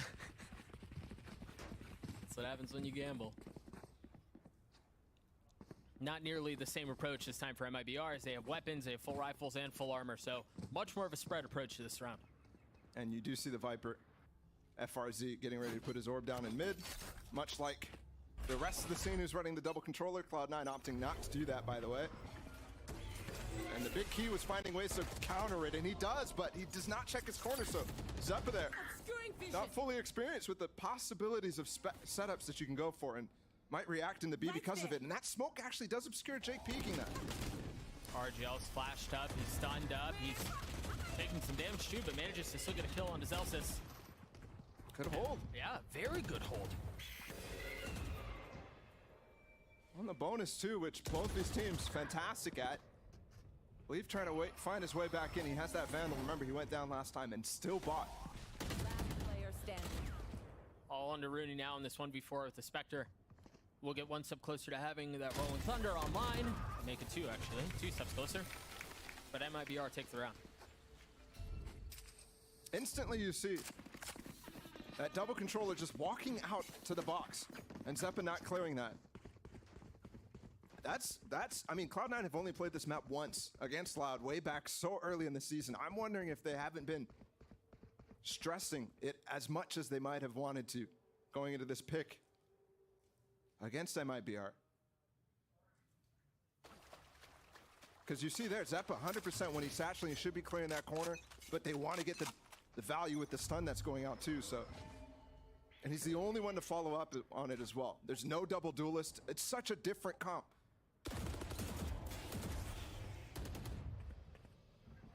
Dangerous peek there from FRZ. And then the deep flash, and you see some of the adaptation already. Zeppa expecting some pressure and from Mail, but still chooses, to challenge FRZ and loses the fight. And that's great play from FRZ too. Very good. Backing down the rope, avoiding the stun, avoiding the flashes that are going in against him, and then just coming right back up where Zeppa does not expect you to re-challenge. I think MIBR right now, obviously 2 rounds in a row, Zeppa goes down first, but because he's one of the only tools that Cloud9 have to take these engagements, if they're able to consistently shut him down, you're looking at a very interesting split game here. Yeah, it's going to be tough to really gain traction in that situation. As we're even seeing in this round, right? Like, Zeppa's already dead, and you're going to be waiting for some of the utility to come back up, like Rooney's fault line that just came up, but you don't have the same go. And he's backing so far away. I was thinking this is still a very real possibility here for Cloud9, because Rooney's one off his ult. If he can get a kill, that changes things, but the stun is so good. Dude, and it feels like it takes forever. We've got the Rolling Thunder into that as well. Oh, he took the orb late there. Very interesting. Placing swamp grenade. Was also really patient by Zelsis. It looks like he took his time with the player that was stunned up, made sure there was no one else playing back behind pillar before taking the free kill. They've got room to work with, but they got to be worried about Heat, who he smoked the turret off. Whoa! And he decapitates Rooney afterwards. Great response from MIBR. And there, Cloud9 actually threw a couple of different things that were very difficult to deal with. I think when you're considering what the next steps here for Cloud9 are, it's to take that orb and go for a breach hold exec with Rooney. But instead, they walk out dry. They deal with that. FRZ does go down to the stun while he's playing up in heaven, but Rooney takes the orb late to make it so they don't plan for the breach hold. If he takes that orb, all of a sudden they're all backing off of sight. So it was pretty nice from Cloud9, but MIBR just still handle it so well, fluidly.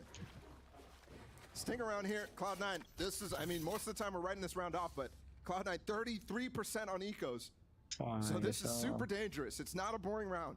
MIBR अच्छा खेल चल सही को जीत जाएंगे फिर से continue to favor the Sheriff in these 33% win moments. rate. It's because the Stingers are making so much space for them to actually find really easy, calculated kills that they can spring into 2 or 3. They've had many a highlight moment with that weapon in hand. Let's see if it delivers again. This time 4 players playing across mid. Standing on top of an Astra Star. Bhai. Opener for Leaf. He bringing it back in, but he's gonna get stunned. He missed his dash. He's in trouble. Leaf is right there. How does he get out? Dude, he never saw Bug him. बचा कैसे? That Viper wall actually saves him. FRZ. It's a good thing he was actually saving fuel and not completely relying on that orb in mid. And MIBR has been struggling in 4v5s this entire streak that they've had. They're one of the worst in the leagues at these situations where they lose that first kill. Which speaks to how important he is, but he evened it out and he's still up. They kept mid presence that entire time, invested the Seekers towards A, and now rotating back B. I mean, Wow, they got so much cinematic control angle. here, too. Yeah. 30 seconds left. This is vintage Cloud9. Just so far ahead of MIBR right now. But they are starting to show up.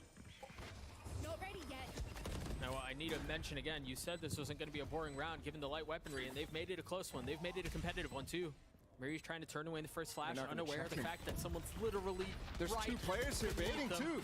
They have no clue about Leaf. There's the second. Still one more to come, though. RGL playing up in heaven. Heat's up there as well. 2v2, winnable है still भाई has some MIBR के utility. This is not अब a secure MIBR round C9 का for ताई को MIBR, even though they have the gun advantage. winnable है. Oh, Cosmic Divide makes this interesting, but they cannot give Zeppa a kill. He'll get his ult. Still not on it. This spot is so good from RGL. Oh bhai, oh bhai. A thrifty round for Cloud9. Of course it's Rooney, who's able to snap to his head. That guy is so good. It's another thrifty. Every single week we just get our breaths taken away by stuff like this. Rooney is insane to find that kill. That was such a good angle from RGL. I was just pointing it out. You don't expect somebody to be playing so far back in front of that wall while your other player's just full defusing. I just don't get it, man. He's just better. 2 ults now for Cloud9 and a full A look. Everyone here, they have the showstopper, they have the lockdown as well. Meanwhile, you see the smattering of weapons that MIBR have to work with in this round. Right there. And they still have 3 members here. Heat's going to be playing in mid, so he can help apply a little bit of pressure once the call comes through.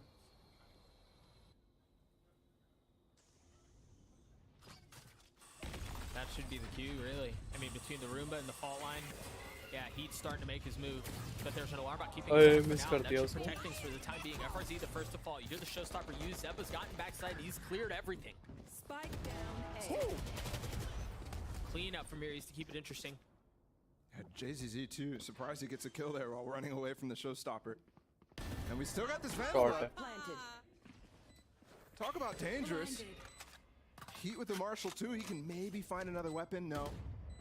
There's one definitely up top heaven, but might have even fallen off.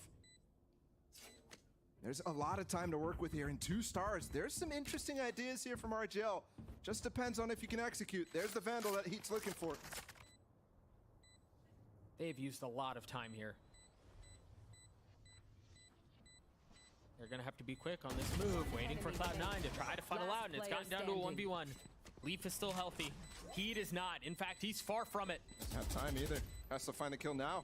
Bye. Finds a kill, but he's not going to get the defuse. Is he even going to get away? Just barely. Just barely. And I have to say, that was definitely, I mean, the couple of sheriff kills that they got is that it was coming in while Cloud9 did a great job actually pushing those players to stay stuck in elbow. Super nice from MIBR, and RGL is playing well. That's something that I think was a key point in some of their earlier victories, especially the one against NRG. I kept saying in the losses that they had in those casts, I was saying like MIBR, it's not just Heat. I feel like a lot of these players do make up. When they're playing well, it's everybody on the team. JZZ, FRZ. Other than Mibr, all of the players have had standout performances in one map or another. But it's just not reflecting in their record. And in the last 6 maps that they've lost, in some stops as well, none of the players have been showing up. So to see at least RGL heat up a little bit is a good sign if you're an MIBR fan, because again, this is a must win. Now that EG won early in the day, those two teams are going to be the guys who are fighting for that last tiebreaker to get into the playoffs. And now that EG won, MIBR must win to keep that record close to them, to keep it even between them at 3 and 4. It's crazy to think we're nearing the end of the season and some of this pace matters now. Also worth remembering here for MIBR, given their comp, for them to be on defense, like you expect the other side to be their stronger one. So they just, much like in the standings race, they just want to keep it close, right? They just want to keep it competitive. The important part too is their next match is against EG, so that head-to-head battle matters so much. Yep. But it doesn't matter if you lose to Cloud9, which is crazy, but unfortunately, hey, that's the way the season goes. You're not playing the second best team in the league by standings for your most important match. Off of MIBR's timeout, they call to use the Viper's Pit instantly, and a deep flash over top gets confirmation that there is some presence close by. If they dog him off here, that could be so devastating. And they do even try to use a grab file there to catch him as he tries to walk out of the pit, but FRZ's ahead of it. And the Trailblazer actually get slowed down because of that grab file. It's a good idea, but they're keeping the pressure on him, and he's just finding gaps. No, he's not. That was so well handled by Cloud9. I mean, multiple steps there. Yeah, like, yes, you're right. There was a lot going on there, but I think even just highlighting Rooney's fault line instantly off of the Roombot. Yep. Getting contact. Yep. I've got your trail. And Seeker's here to fake this A hit. Does it pull? FRZ off, and does Celsius get this kill against RGL? It's so crucial. Yes, he does. Yes, he does. That's going to open the sight for Cloud9. You see them all starting to rotate. Meanwhile, MIBR trying to keep ahead of it, trying to catch up as well, but they're instantly put off by this alarm bot. There's a turret, there's a nano they're going to have to get through as well. He did such a good job holding that space off. 30 seconds. And now, I mean, you have such good post-plant tools too. Celsius can just put down his lockdown at any point in this round. Oh, not to mention, JCC used his satchels on the rotate, so he doesn't have burst to get out onto the site. They're going to save some chaos. You're right. Because of that, they're going to save. JCC doesn't have a way out. They still had Heat's dash, but very important that he used those satchels to try to catch up, because he thought that Celsius was the only player. He thought that they were really trying to execute on that A site with those Seekers, but because of that pick, they were going to rotate off. He was trying to get ahead of the play. It was still late. Gets way too far ahead of it. And again, Celsius did such a good job with that. Alarm bot deep, the molly as well, because otherwise he could have actually challenged that spike going down. And you might have been able to get out this lockdown from Celsius. You might have been able to get out some of the ults. Point of order 2, Rooney 1 off his. Could be a factor in the next. Bringing it back to that split map against Loud, Rooney was such a key factor in denying the op of Aspas. His util was so good, combined with those drones that we just saw in that last one to push off the Viper pit. You just saw Leaf use his Trailblazer, you just saw Zeppa as well with his Boombot. Combined with that, they were constantly finding out where the op was and moving around with that. Now that Heat's not really been able to get that up at all on this defensive half, he's free to use it to stun for some aggressive plays, to stun the Viper out of the pit.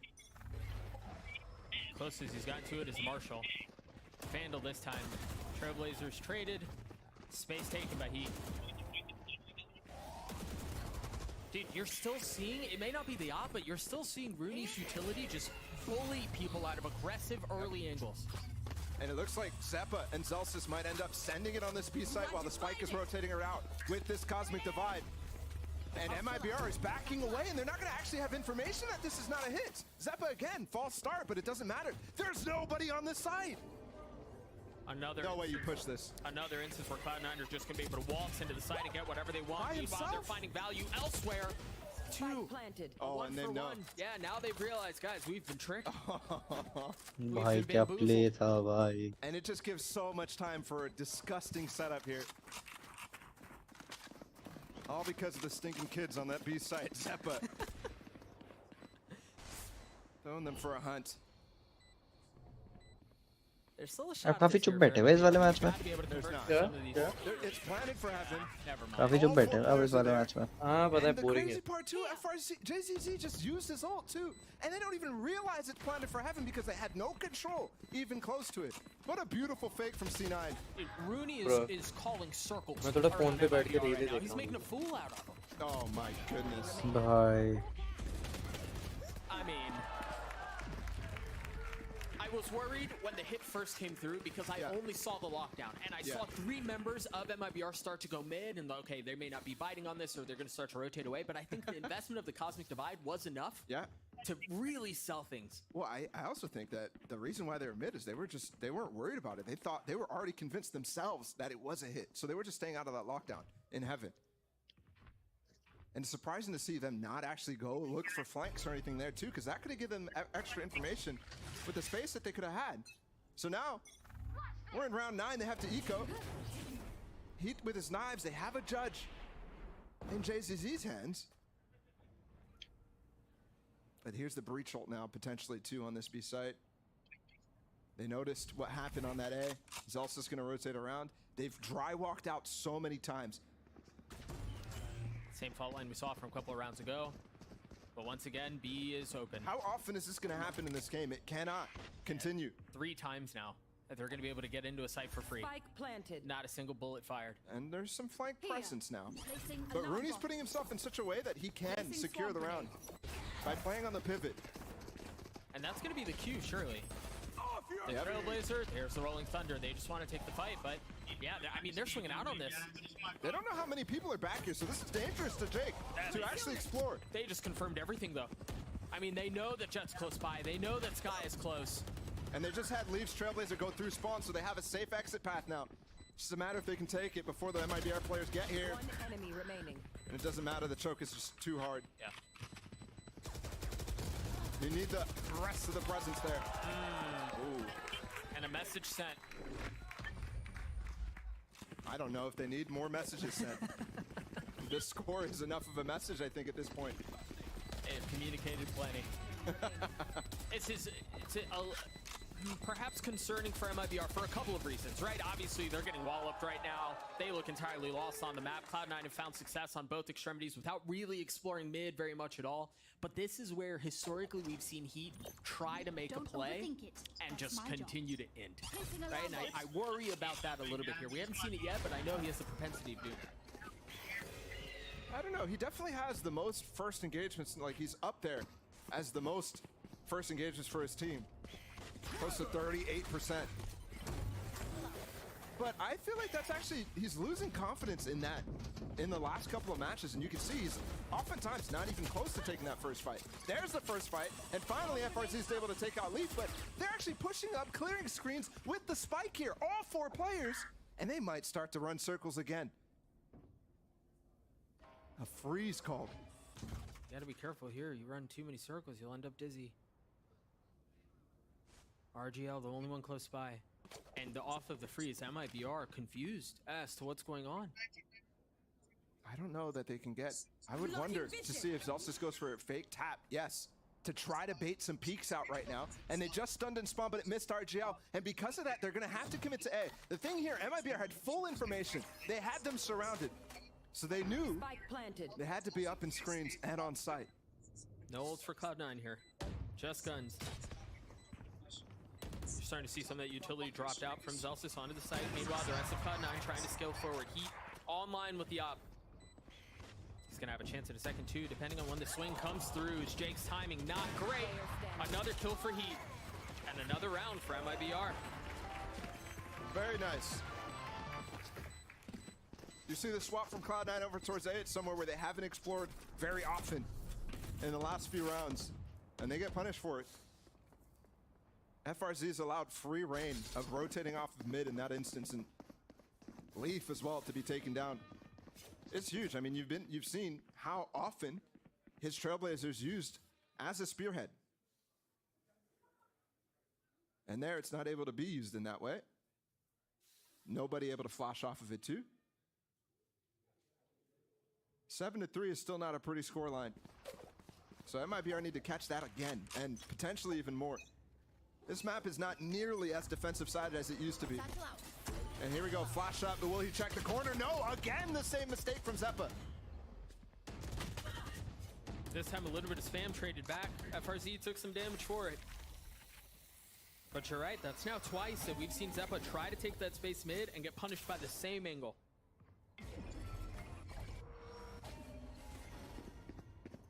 Murray's with the Seekers. They've got the Cosmic Divide too. And you're starting to see some of the rotations. FRZ, who was previously playing on that northern side, now rotating back, and it's actually Murray's who's filling that space.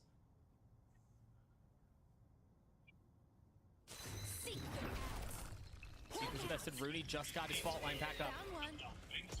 Good there that Leaf flashes first, so he can deal with the Seekers without getting pushed.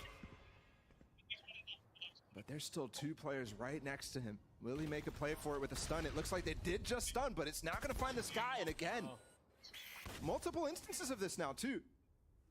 They're really relying on that Rooney stun to find a pick. 30 seconds. They found a target, just not the right one. Rooney trying to make a play and find the second, and he cannot. Down. All things considered, a pretty clean. Yeah. Well, you lost two at the end there, but it's good round from MIBR once again.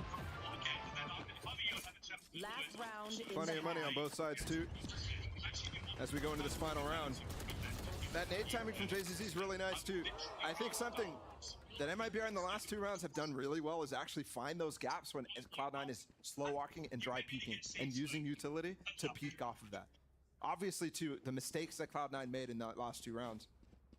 The second kill on Murray's walking up on Leaf with the stun there, that was definitely not something that was, I wouldn't call a huge mistake. It's just, you really are trying to overcommit off of the stun. You could definitely get both kills in that instance. And MIBR, if they bring it back this last round, this could definitely be competitive. But I'm wondering if it's the calls instead. Here, Cloud9 slowing right back down, not going for anything else. They're going for what the mid control really let them do in the earlier parts of this half. I like this from FRZ too, playing on the other side, right? You expect that to be checked. The angle he'd been in a couple times now, but it's been filled by Cloud9. And once again, we're seeing this contacty approach from Cloud9. Everyone close by, and a unique lockdown. Yeah, up in mail. Nade's gonna keep him off, but they don't have B control. They don't have B main either. They're having to invest a Trailblazer to clear it out to get up there. No dear. There's three players here. Zeppa's been really off of the satchels. Yes, he has. Yes, he has. FRZ still playing backside. They look stunned here. They don't know what to do anymore. This is brutal. FRZ gets 3 on that. I mean, this is looking to take heroics to snatch back, but Leaf and Zelsis might be able to do it. It's just on Zelsis now, 1v2. 20 seconds. What is that Secret doing? Does give info on where RGL is. He's deciding to play on side here, choosing not to get off. He spotted that, so he knows that RGL is close. But RGL still gets the kill. Last couple of rounds went real sideways for Cloud9. Oh, absolutely. And I think back to that Zeppa round where they go for that double satchel up mid again. We saw that mistake where he doesn't clear that box. I'm wondering why even Cloud9 want to do that. Are they trying to punish FRZ in that moment? And why? What has spurred them on to do that?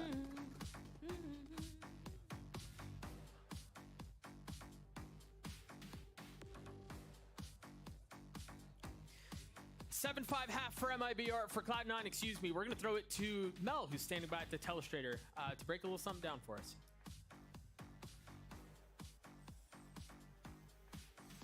All right, and I'm here to break down an awesome eco round approach by Cloud9. Here you see they're on a half buy, they got stingers, and I love how they approach this round. They're actually gonna go for a fake 80 fault, which in rounds like this, you wanna play unorthodox, you wanna play non-standard, you wanna play normal, you wanna catch them off guard. So they're trusting Leaf to solo fake the 80 fault while they 3-man walk up mid. This default, this fake is so good that it has already pulled heat off of the mid line.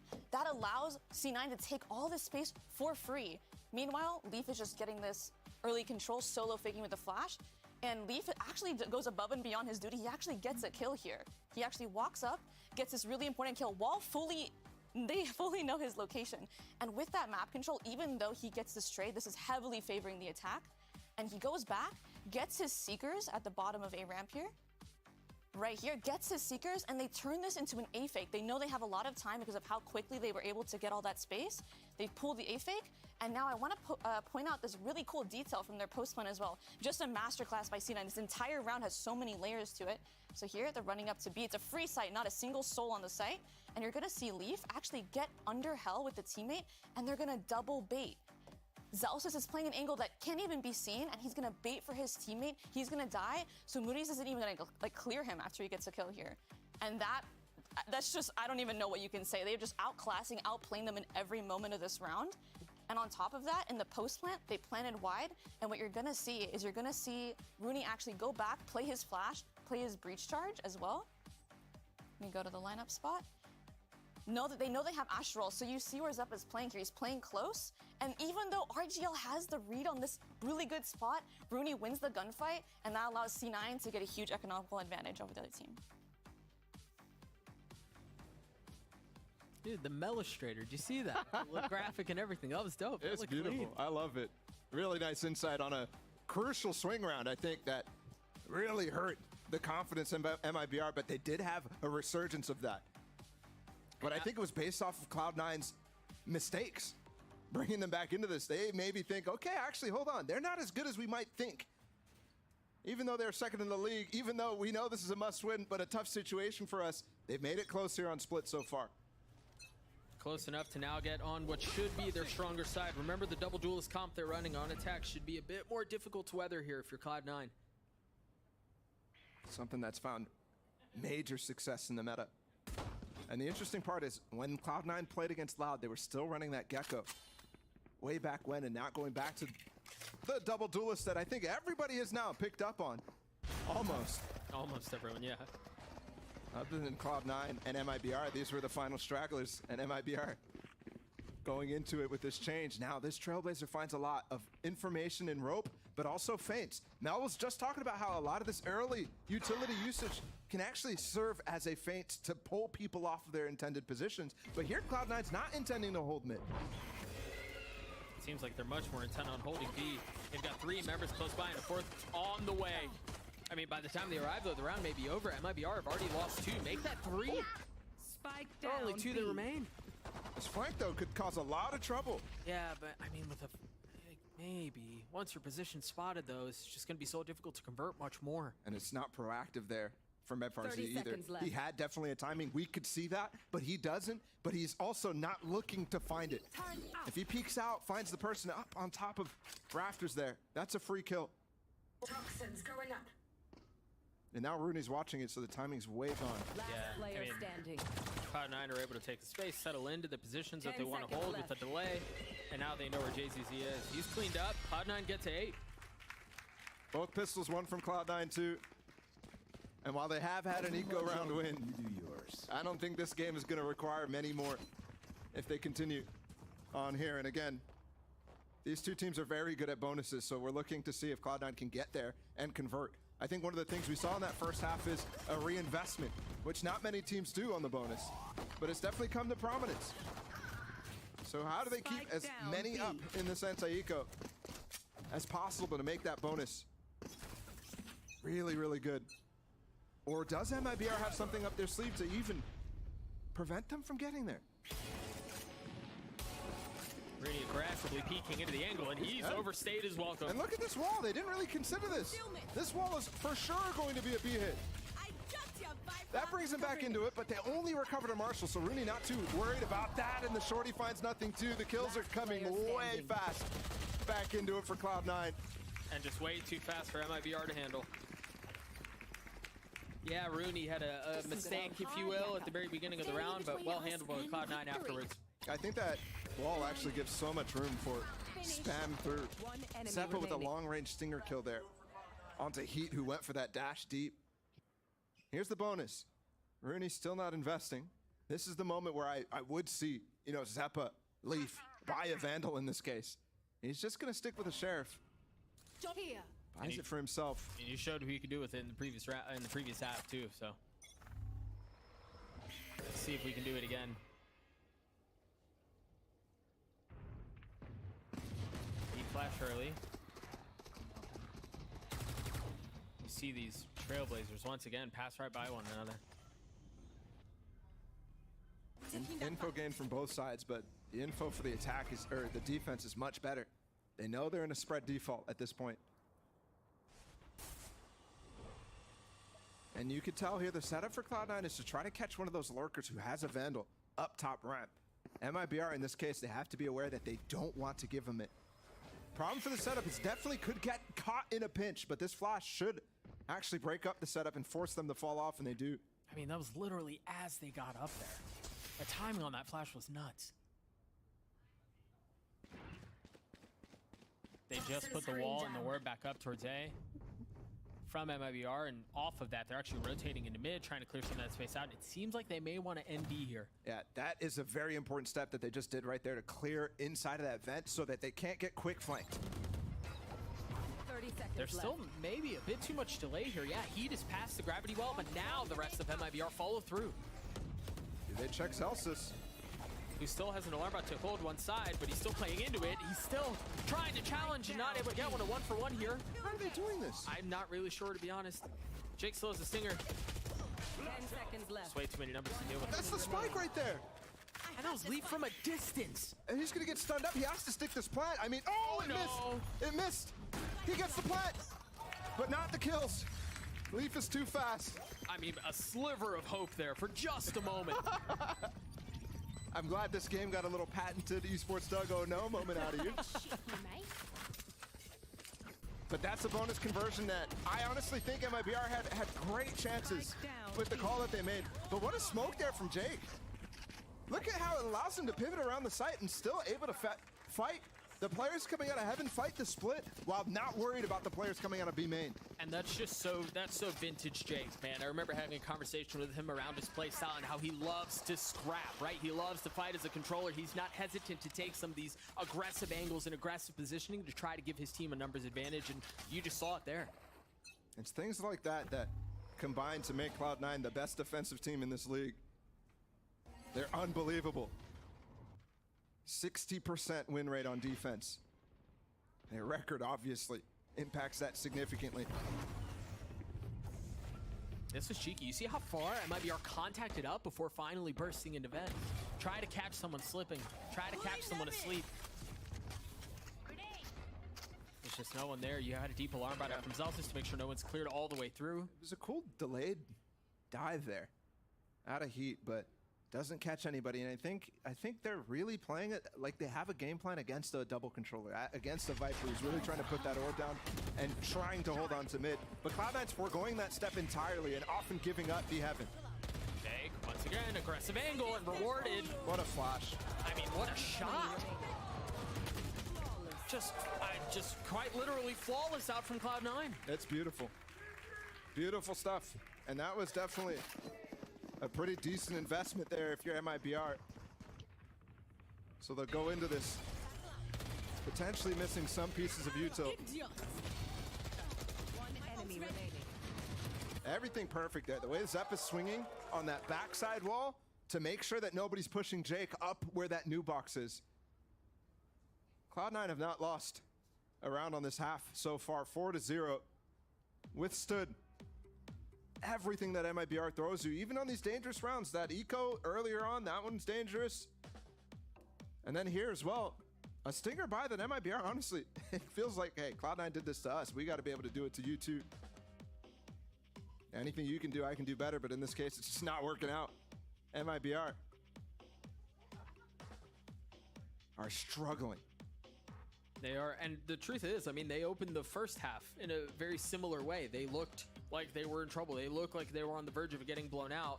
And then it did take a little bit of riding of the ship off the back of a timeout for them to make the half competitive, but they're going to have to replicate some of that. On this double duelist, aggressive go dive comp where they want to take space, where they want to apply pressure onto Cloud9's defenses, we haven't really seen that at all. I really hope to see them give up some of the like diving in mid ideas, because that gets so easily countered by the comp that Cloud9 have with the breach and with the grab walls that Jake is proactively putting out there to catch those dives.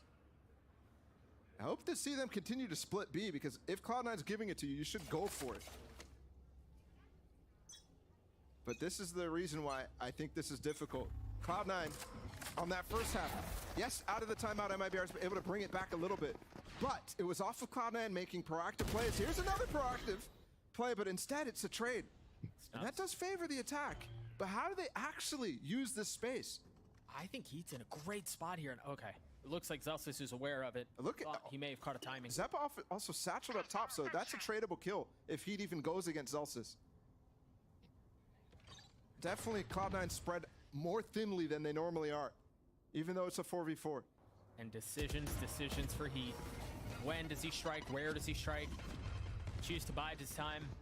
Zeppa, one kill, he gets his ult. And he's going for it. Oh my gosh, he hears everything! It's only one. Yeah, you got the ult, but it's gonna sit aside for the next round. Interesting there too, he peeks off the flash and the footsteps. Cloud9 left to anchor early. Cosmic Divide popped both mollies as well on the other side of it, so he could reposition. Spots that they're not out in those mollies. They can't get through this. Jake is gonna... Huge out from Jake, huge out from Rooney, huge for Cloud9. Map point. Nice. Match point. MIBR has to be thinking right now how familiar this feels. One enemy They've been here over and over. Stomp after stomp. Nice. At this point, they're definitely have the worst streak outside of Crew in the league.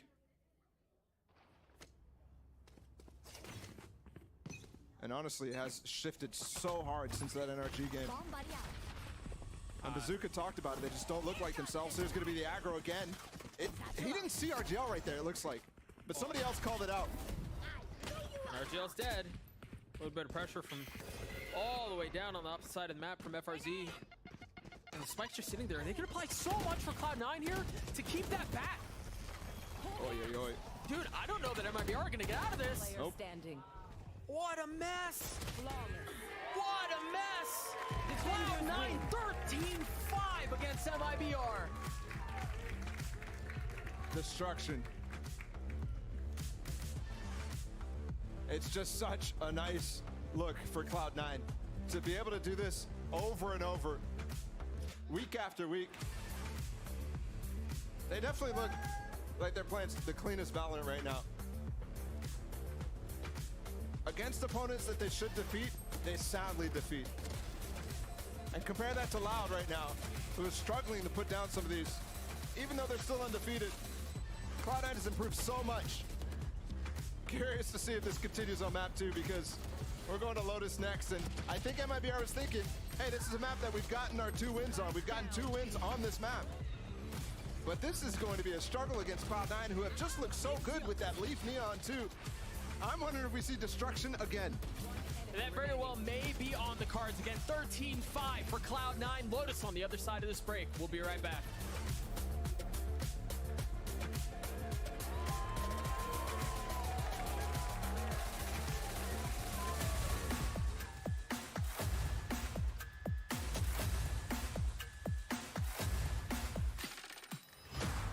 जीत गई hello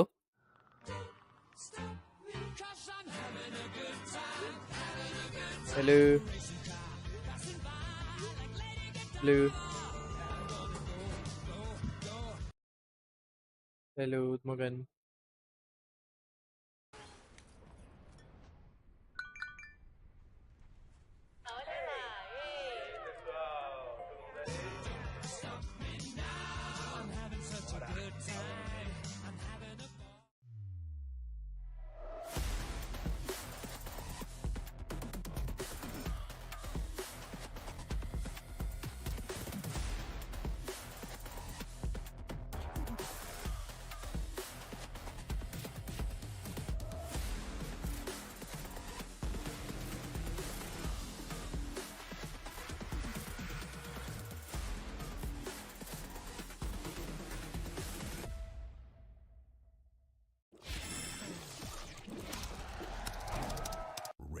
gives you wings.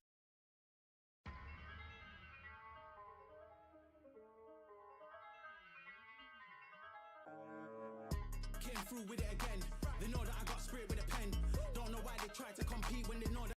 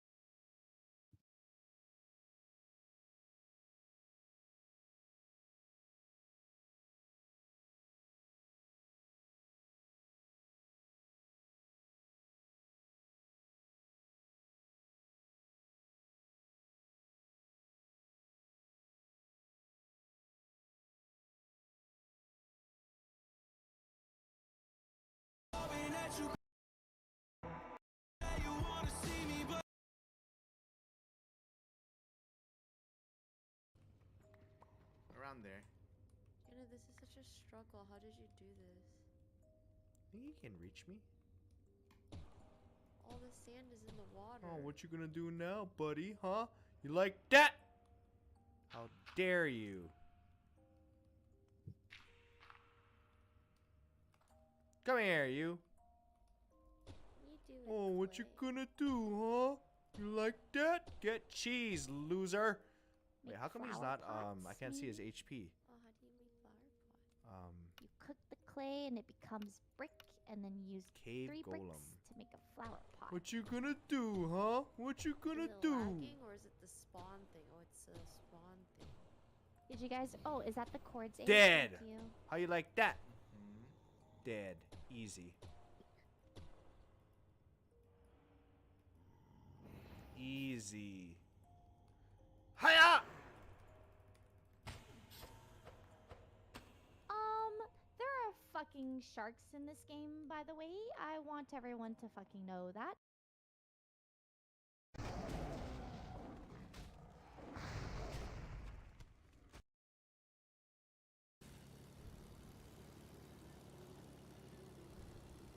Can you go to the mountains? Like, I'm sure you can, but I'm sure most of the details probably around here. Wow, bro. Come on, man. This is crazy.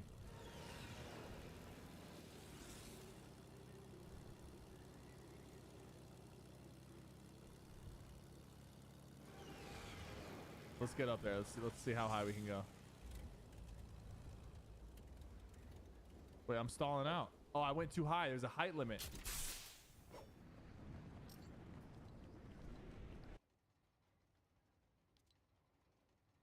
I forgot the planes had a height limit.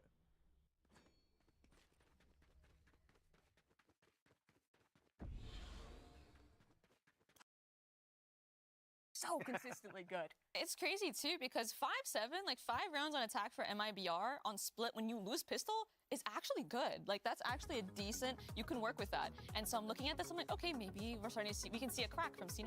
Yeah. And there just wasn't. They just were like, all right, we're out of here. Let's just win this pistol, win the Antigo, and win the bonus. Let's get out of here. Like they want to make this quick. It definitely looked like it was starting things off really rocky for MIBR. Hello. Though the same story continues to haunt them when they have really hard pistol rounds where they just can't win it. It continues to haunt them through these rounds. And the other winning condition, I think at this point for MIBR, you can't really focus on trying to anti-start your team. You're just trying to make your rounds a little bit better and your gameplay a little bit better. And that comes down to trying to win when you have stronger buys against your opponents and you still can't. That's what's crazy, because you feel like you're up in numbers, you have a winnable game, and then Cloud9 pulls out a bonus round win, like what happened in round 15 here. And I feel like C9 is just so good with these guns that are like Stingers and Spectres. I mean, we saw the first half, they won at Thrifty, and with the bonus, it's kind of like the same vibe. And even when they're a man down and I'm watching Cloud9 in this game, you're thinking to yourself, like, this is winnable. Like, we're seeing Zelsus and Rooney in like a 2v4, you're thinking, this is winnable. Yeah, what do you think it is that makes him so good on these low buy rounds? I mean, honestly, I've watched a lot of their comms videos online, and if you watch, they're just constantly communicating. And a lot of their proactivity on defense and attack as well comes from how well all of them talk to each other. Like they have a Every really good flow of gaming comms, peripheral and company having will that tell comms you and that having a good their product is the best. They'll all say that their stuff will give you some type of advantage that their competitors won't. They'll claim that their creations are faster, lighter, have better battery life, the list goes on. So would you believe me if I told you that there is, allegedly, a keyboard out there that can legitimately make you better at games like Counter-Strike and Valorant? That's exactly what Wooting are claiming. They've created some of the industry's fastest, most innovative boards, and many pros have already made the switch. But is it true? Can their boards actually give you an edge over your opponents? Try to stall this M80 hit out. Oh, that's emo. Oh, he dodged it. Oh my god, what an accident! What's his Wooting settings?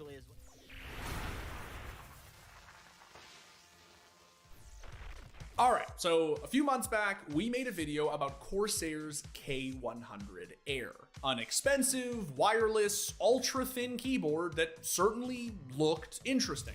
Instead, our entire comment section was flooded with messages begging us to test out some Wooting keyboards. And today, we are going to, who are wondering, the Netherlands decided that they wanted to make analog keyboards the industry standard. Mechanical switches use digital inputs, which essentially means that when you're not touching them, they're off, and when you are pressing them, they're on. But analog switches are able to send variable inputs to your PC based on how much pressure you're applying to the switch. You can almost think of it like a joystick on a controller. The more pressure you apply, the faster your character moves. It measures exactly how far down you press a key for analog input, opening up an entire new input dimension for keyboards and PC gaming.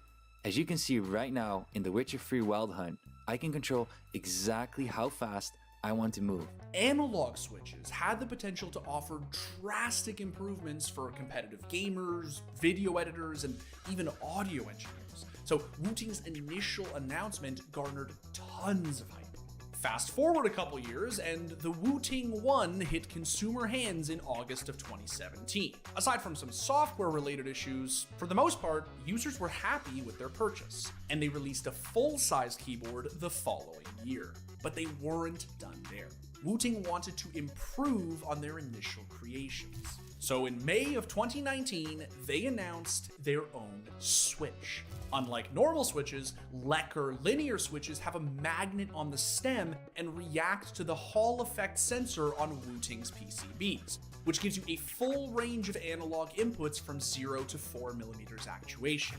Their next couple of releases implemented these switches, but over the past few years, custom keyboards have exploded in popularity.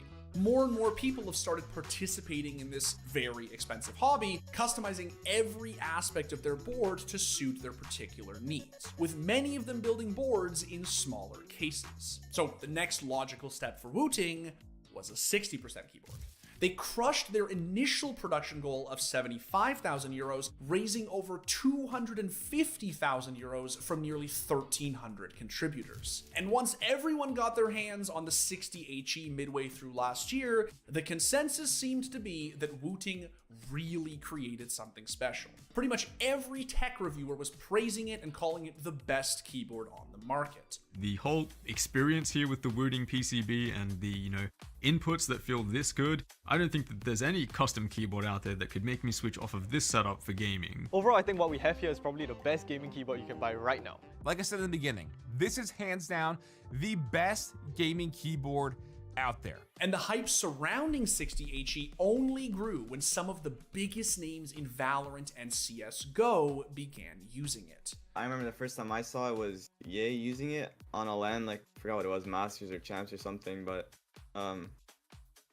ever since then, everyone's on the hype because of how fast everything registers, and in Valorant, every jiggle matters, everything matters. So I could definitely see more people switching. I already see a lot of people buying it and trying it and using it.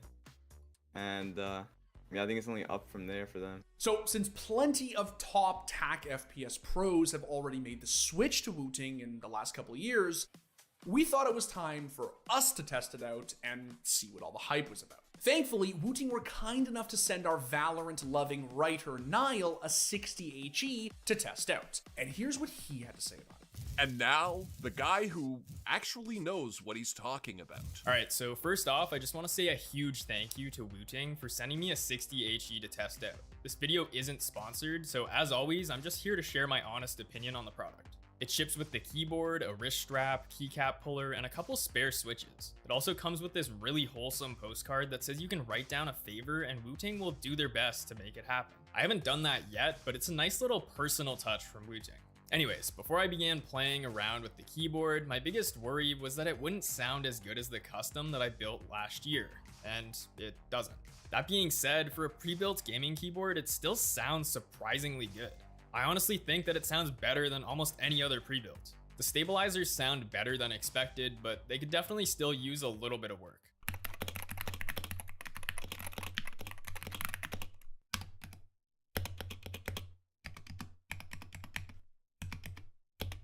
Moving on, the setup on the 60 HE is fairly intuitive, with Wooting's Wootility software, which you can download or you can just use the web-based version.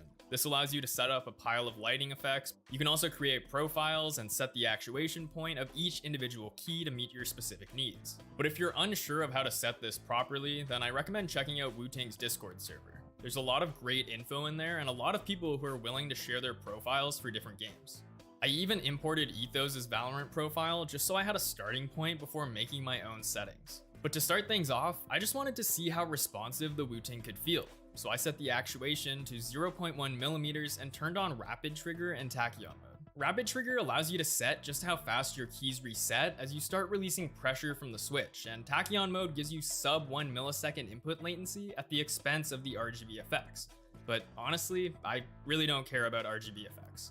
I don't even have them on my custom board. The difference in speed compared to my own keyboard was pretty drastic. Strafing from side to side felt noticeably more responsive, and seeing my character move faster based on how far I was pressing down on the key helped me visualize the benefits of a fully analog keyboard. But the experience that I had, even just in the range on Valorant, felt weird. It was honestly a little too responsive for me. With everything on the fastest settings, it's pretty easy to fat finger your abilities or any keys that you might be hovering your fingers over, like your space. I want to start this video off by celebrating something important that's a little unrelated to the overall topic of the video, but one that calls for celebration. So let's pump our fists and wiggle our fingers together as we say rest in peace to James Corden's Late Late Show. That's right, it's finally over. We've survived the bubonic plague of bad television. James Corden's show is off the air officially, and I also love that now we have like some classified documents finally releasing that confirms what we all knew, that nobody fucking watched James Corden's show. It was a colossal flop.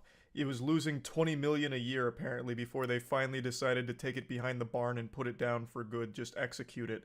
There is nobody in the world that likes James Corden. I've said it for years now. He's like one of the only unifying things our planet has to offer.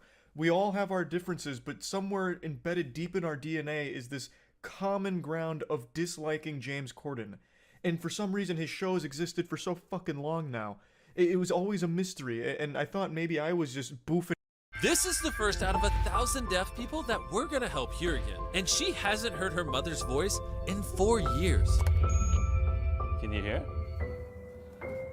I love you.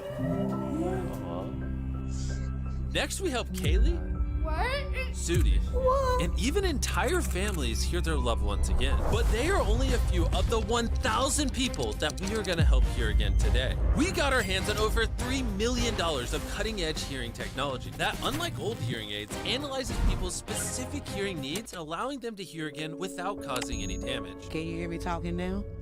Yes. Oh my God. Wait, he can hear me. I'm gonna cry. You just saved my dad's life. And our 10th person was Aisha. I used to watch him like a lot. I'd like. Used to? No, stop. What happened? No, guys. I know this is over. No. Go ahead, do a test. Mommy. She can't hear you yet, but she will in 3, 2, 1. Hello. I can hear my baby girl. I can hear my voice in my left ear now. How's it sound? He's dancing. Oh my god. This is amazing. Did you hear that? I can. At this point, we've helped over 40 people here again. But on top of that, we wanted to give them a little surprise. This is $10,000. It's yours. Here you go. We also want to give you $10,000 to make this day a little bit better. Are you serious? Yeah, just don't have a heart attack, please. Which is better, hearing or the 10 grand? The hearing, because I can hear my baby. Do you watch the channel? Can you guys close your eyes? And can I borrow you for 1 second? Can you tell them you guys just won $10,000? Okay, open your eyes. You won $10,000. Oh my God. I'll get home and have a heart attack. Please don't. Put us with everyone and having heart attacks this video. Turn around and look at the camera and you just go, subscribe. Subscribe. There you go. Ivy's the next big YouTuber. Why don't we give you $10,000 as well? Here you go. The hearing aids was enough, but that is awesome. Not only did we want to help you here, we also wanted to give you $10,000 on top of it.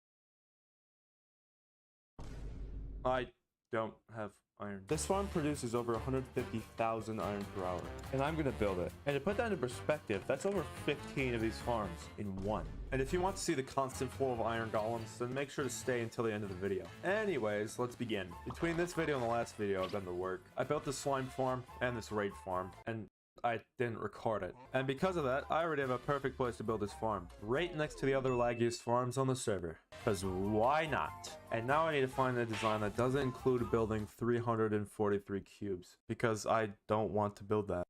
So I think I'm gonna come up with my own design. Okay, I've been thinking about a portal-based farm because it's faster, and all the other farms in this perimeter are portal-based as well. So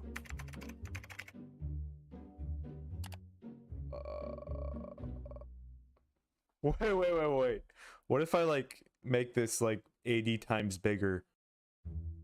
Okay, I know what you're thinking. I've gone completely insane. But I still want to build it. Except there's one thing. I need 80 pillagers. Without crossbows. Before I start building this farm, I gotta take care of the villagers and pillagers. I got this villager breeder over here. It looks like it's doing just fine. May need to build some more later, but But the pillagers... Yeah, I have no clue how I'm gonna pull this off. Actually, wait. I think I might have a really bad idea. If I gather 80 pillagers and then send them to the nether, make a crossbow breaker somehow, I have no idea how I'm gonna do that, and then simply move them back to the iron farm. Simply. Well, I gotta start somewhere, so I guess the first thing I could do is find an outpost. Here's an outpost. I don't want to catch every pillager individually, so I think the outpost is gonna need to go.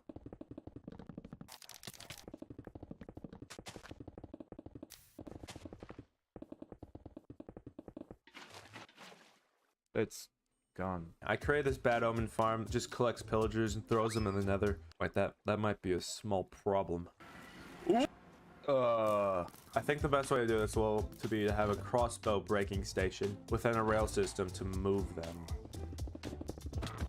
There we go. Now I just need to get a villager.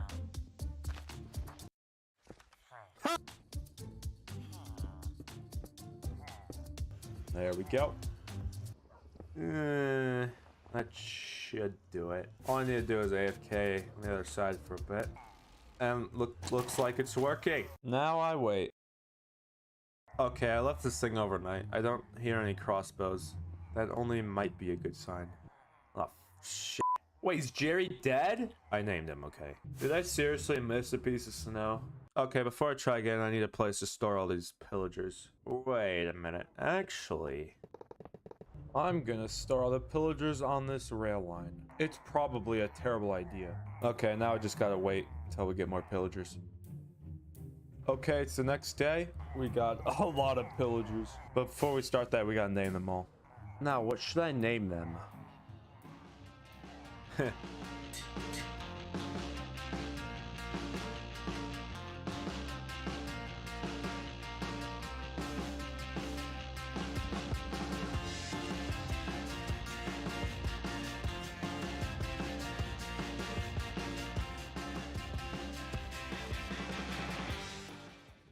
I got all the pillagers on this rail track, and now all I should need to do is push them all the way over here. Wait, what the f***? Bro, you good? I hope these guys won't be an issue when I'm trying to push them. But before I do that, I need to build a place to store them. Yeah, that'll do. Okay, now I need to do the nether side.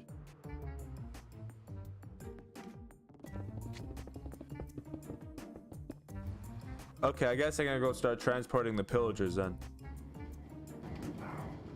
What?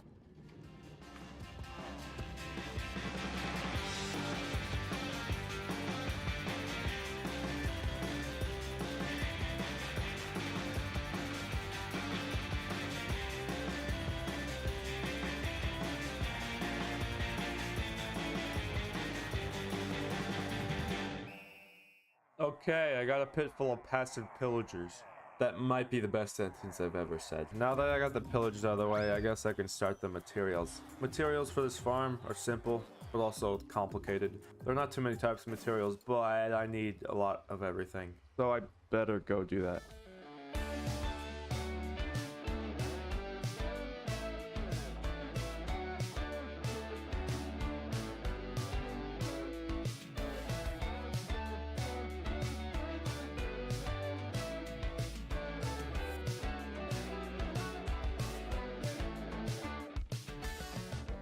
Okay, materials are semi-complete. I still need to gather 12 shulkers of obsidian. I'll do that later. In the meantime, I guess I could figure out a way how I'm gonna build this thing. There's a certain way I need to build this or stuff's gonna get really f***ed up. Firstly, I gotta place all the pillagers in before I introduce any villagers for reasons. And then I'll do the villagers in redstone. I think the next thing I need to do is build the pillagers cells. There's one. Now I just gotta build a lot more. I'll be back.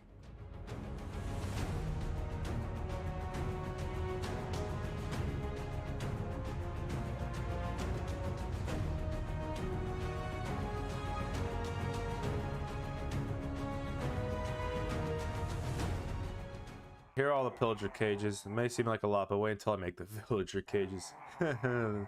Now I need to put all the pillagers in their cells. The best way I can think of to do this is to make a large rail track above and then just put the pillagers in that way. And since it's going to be temporary, I want a material that's easy to destroy. Sandstone? Okay, I don't have a desert nearby. I may need to go to the end and see what I have there.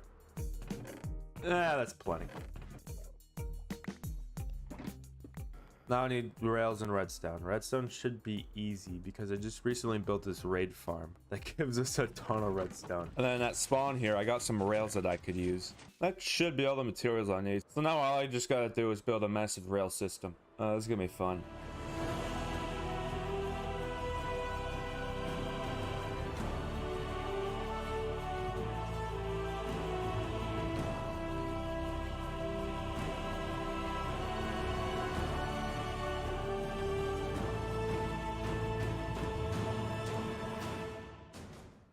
Here's the rail track. Basically how this thing's gonna work is my cart will start here, capture a pillager, and then direct the pillager to its cell. All I need to do is make sure the pillagers safely make it, and then set up for the next pillager. 79 to go.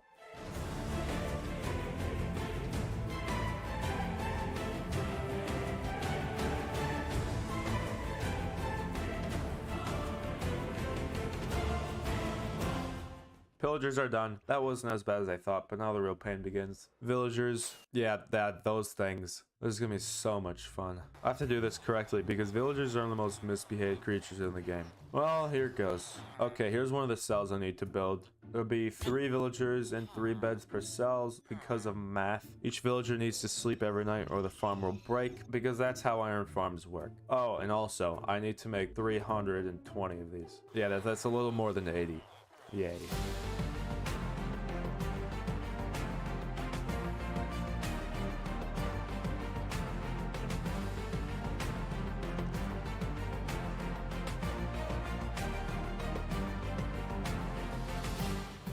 Here are all the villager cells.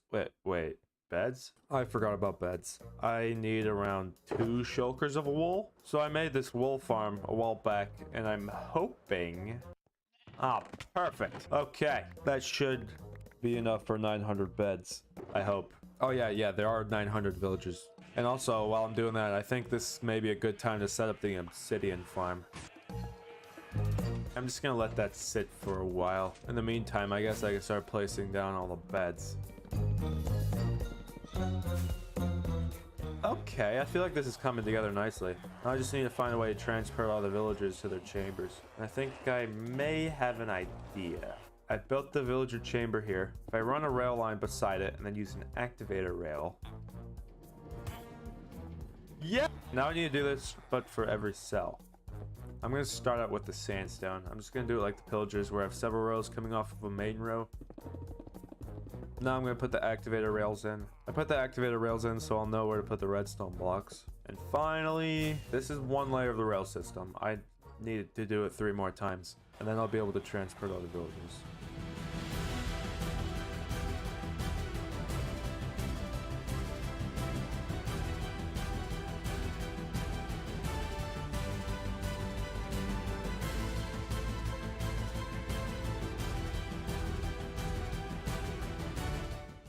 I'm done. Well, now I need villagers. Like 900 of them. Villagers are supposed to breed every 5 minutes during the day, which is 6 villagers an hour, which means with 1 villager breeder, it would take a week to get 900 villagers. And I don't have that kind of time, so I think I'll add a couple more breeders to the system. That should be enough, but after adding those, it'll still take around 2 days. So now I wait. Okay, it's been 6 hours. There's probably around 120 villagers here, around 1/8 of what I need. So I'm gonna put in what I got. All I should need to do is place 3 minecarts down, and then, oh no, I may need to place a block above the torch. Let's try again. There we go. Works great. Now I just need to do this 320 more times. See you in 2 days.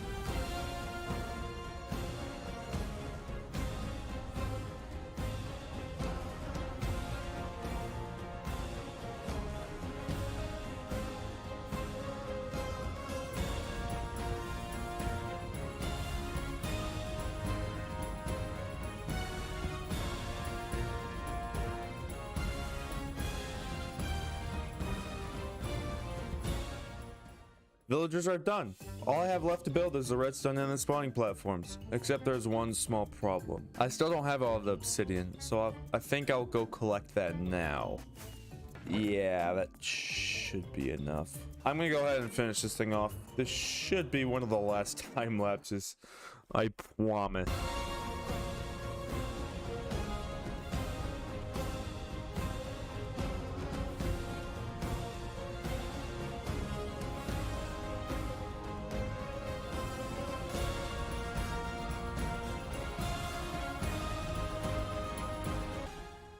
Oh man, that sucked. But before I can show you how much iron this thing produces, I still have 2 things to accomplish. I need to light the portals and build another side. Yeah, I'll do the nether side first. This is another side of the farm. It kills the golems with fire and then move the items with a shifting floor. Except this isn't in the nether.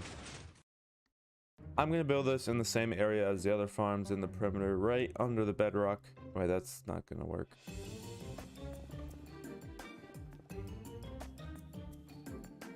Okay, that should be plenty of room. Now all I need to do is build the kill chamber and the collection system. I will be right back.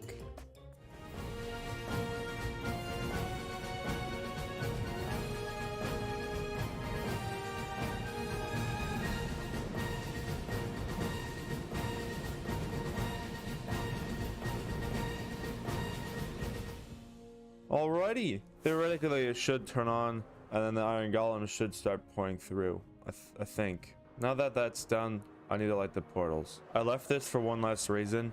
I didn't want shit going through as I was making the nether side. Wait, that might not have been a problem in the first place. Doesn't matter.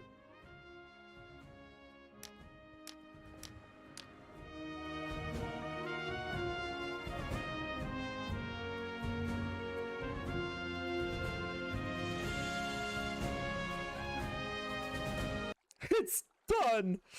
And now I need to explain what the f I just built. Okay, I'll keep it simple.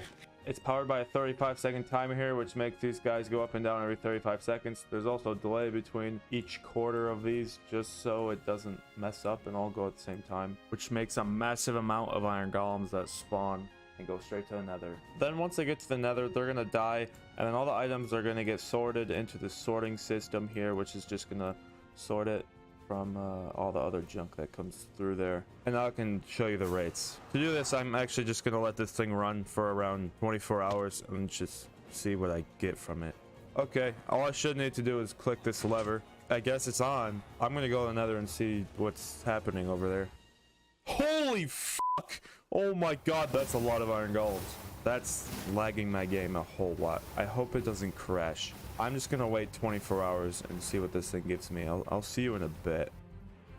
Okay, let's see how much iron we just got out of that 24 hours. What? Okay, well we got almost 3 million iron inside these shulkers right now. And if my calculations are correct, that's over 100,000 an hour. So it works well.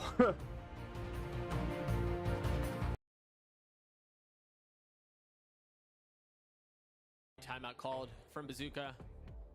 You mentioned again, Ball, the importance of this moment. The possibility that the season very much hangs in the balance. You have 20 seconds now to figure out what it is you're going to tell your team to somehow break the mold of this whooping that you're getting from Cloud9. I'm telling him it's only 7. Take it one round at a time, yada, yada, yada. But you're right. There's not much time to discuss. There's not much time even for the fact to sink in. Which might be for the best, all things considered. I honestly don't even know if they realize the importance too, given the fact that situation changes so rapidly here at the end of the season. Right. A reminder of why it matters so much now. As at the beginning of the day, it wasn't there. EG beating Sentinels early on makes it so that they take that record lead against MIBR right now. So MIBR are out of running with EG unless they can really rack up a battle against them. Cloud9 just freezing, waiting, pausing for this fight. It's brutal. It's so brutal.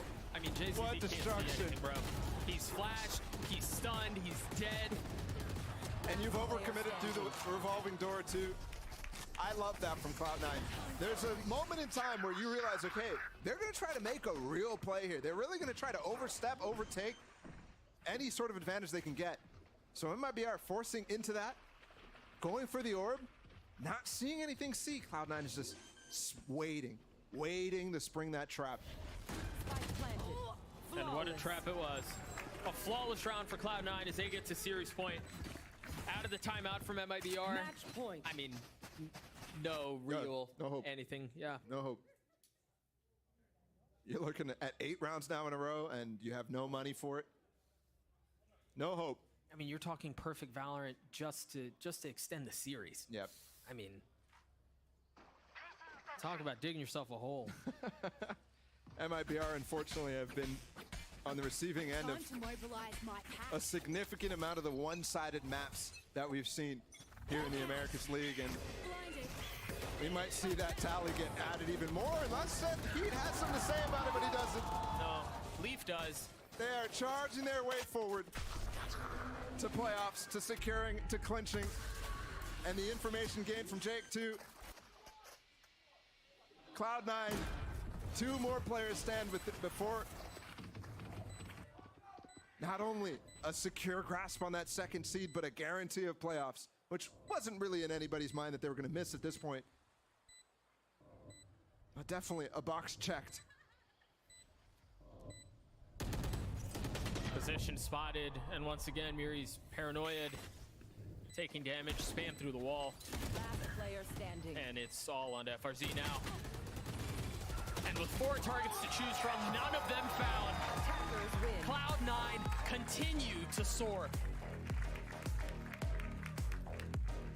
To playoffs and beyond, this team continues to achieve new heights and dispatches the teams that they really should in very easy fashion. Over and over, we see this team expected to win, and they do just that. Mad credit to them. And again as well, they have the best map differential in the league, despite Loud being undefeated. I honestly think that they've shifted from the team to beat, taking that from Loud, and look so dangerous against anybody who faces them. Dog, I mean, when they're playing like that, it's hard to really make an argument otherwise, right? Like, they're playing so clean, and even some of the small mistakes that they make, I think, for example, and this is nitpicking, Leaf with a missed stun still swings out, still gets the kills anyway, right? Like, even when little things like that happen, they're still just so mechanically sound. They're just, it's alarming, dude. When it feels like even when Cloud9 may not be clicking on all cylinders, they're still head and shoulders above the field. Sure, but I also don't think we've maybe, who knows.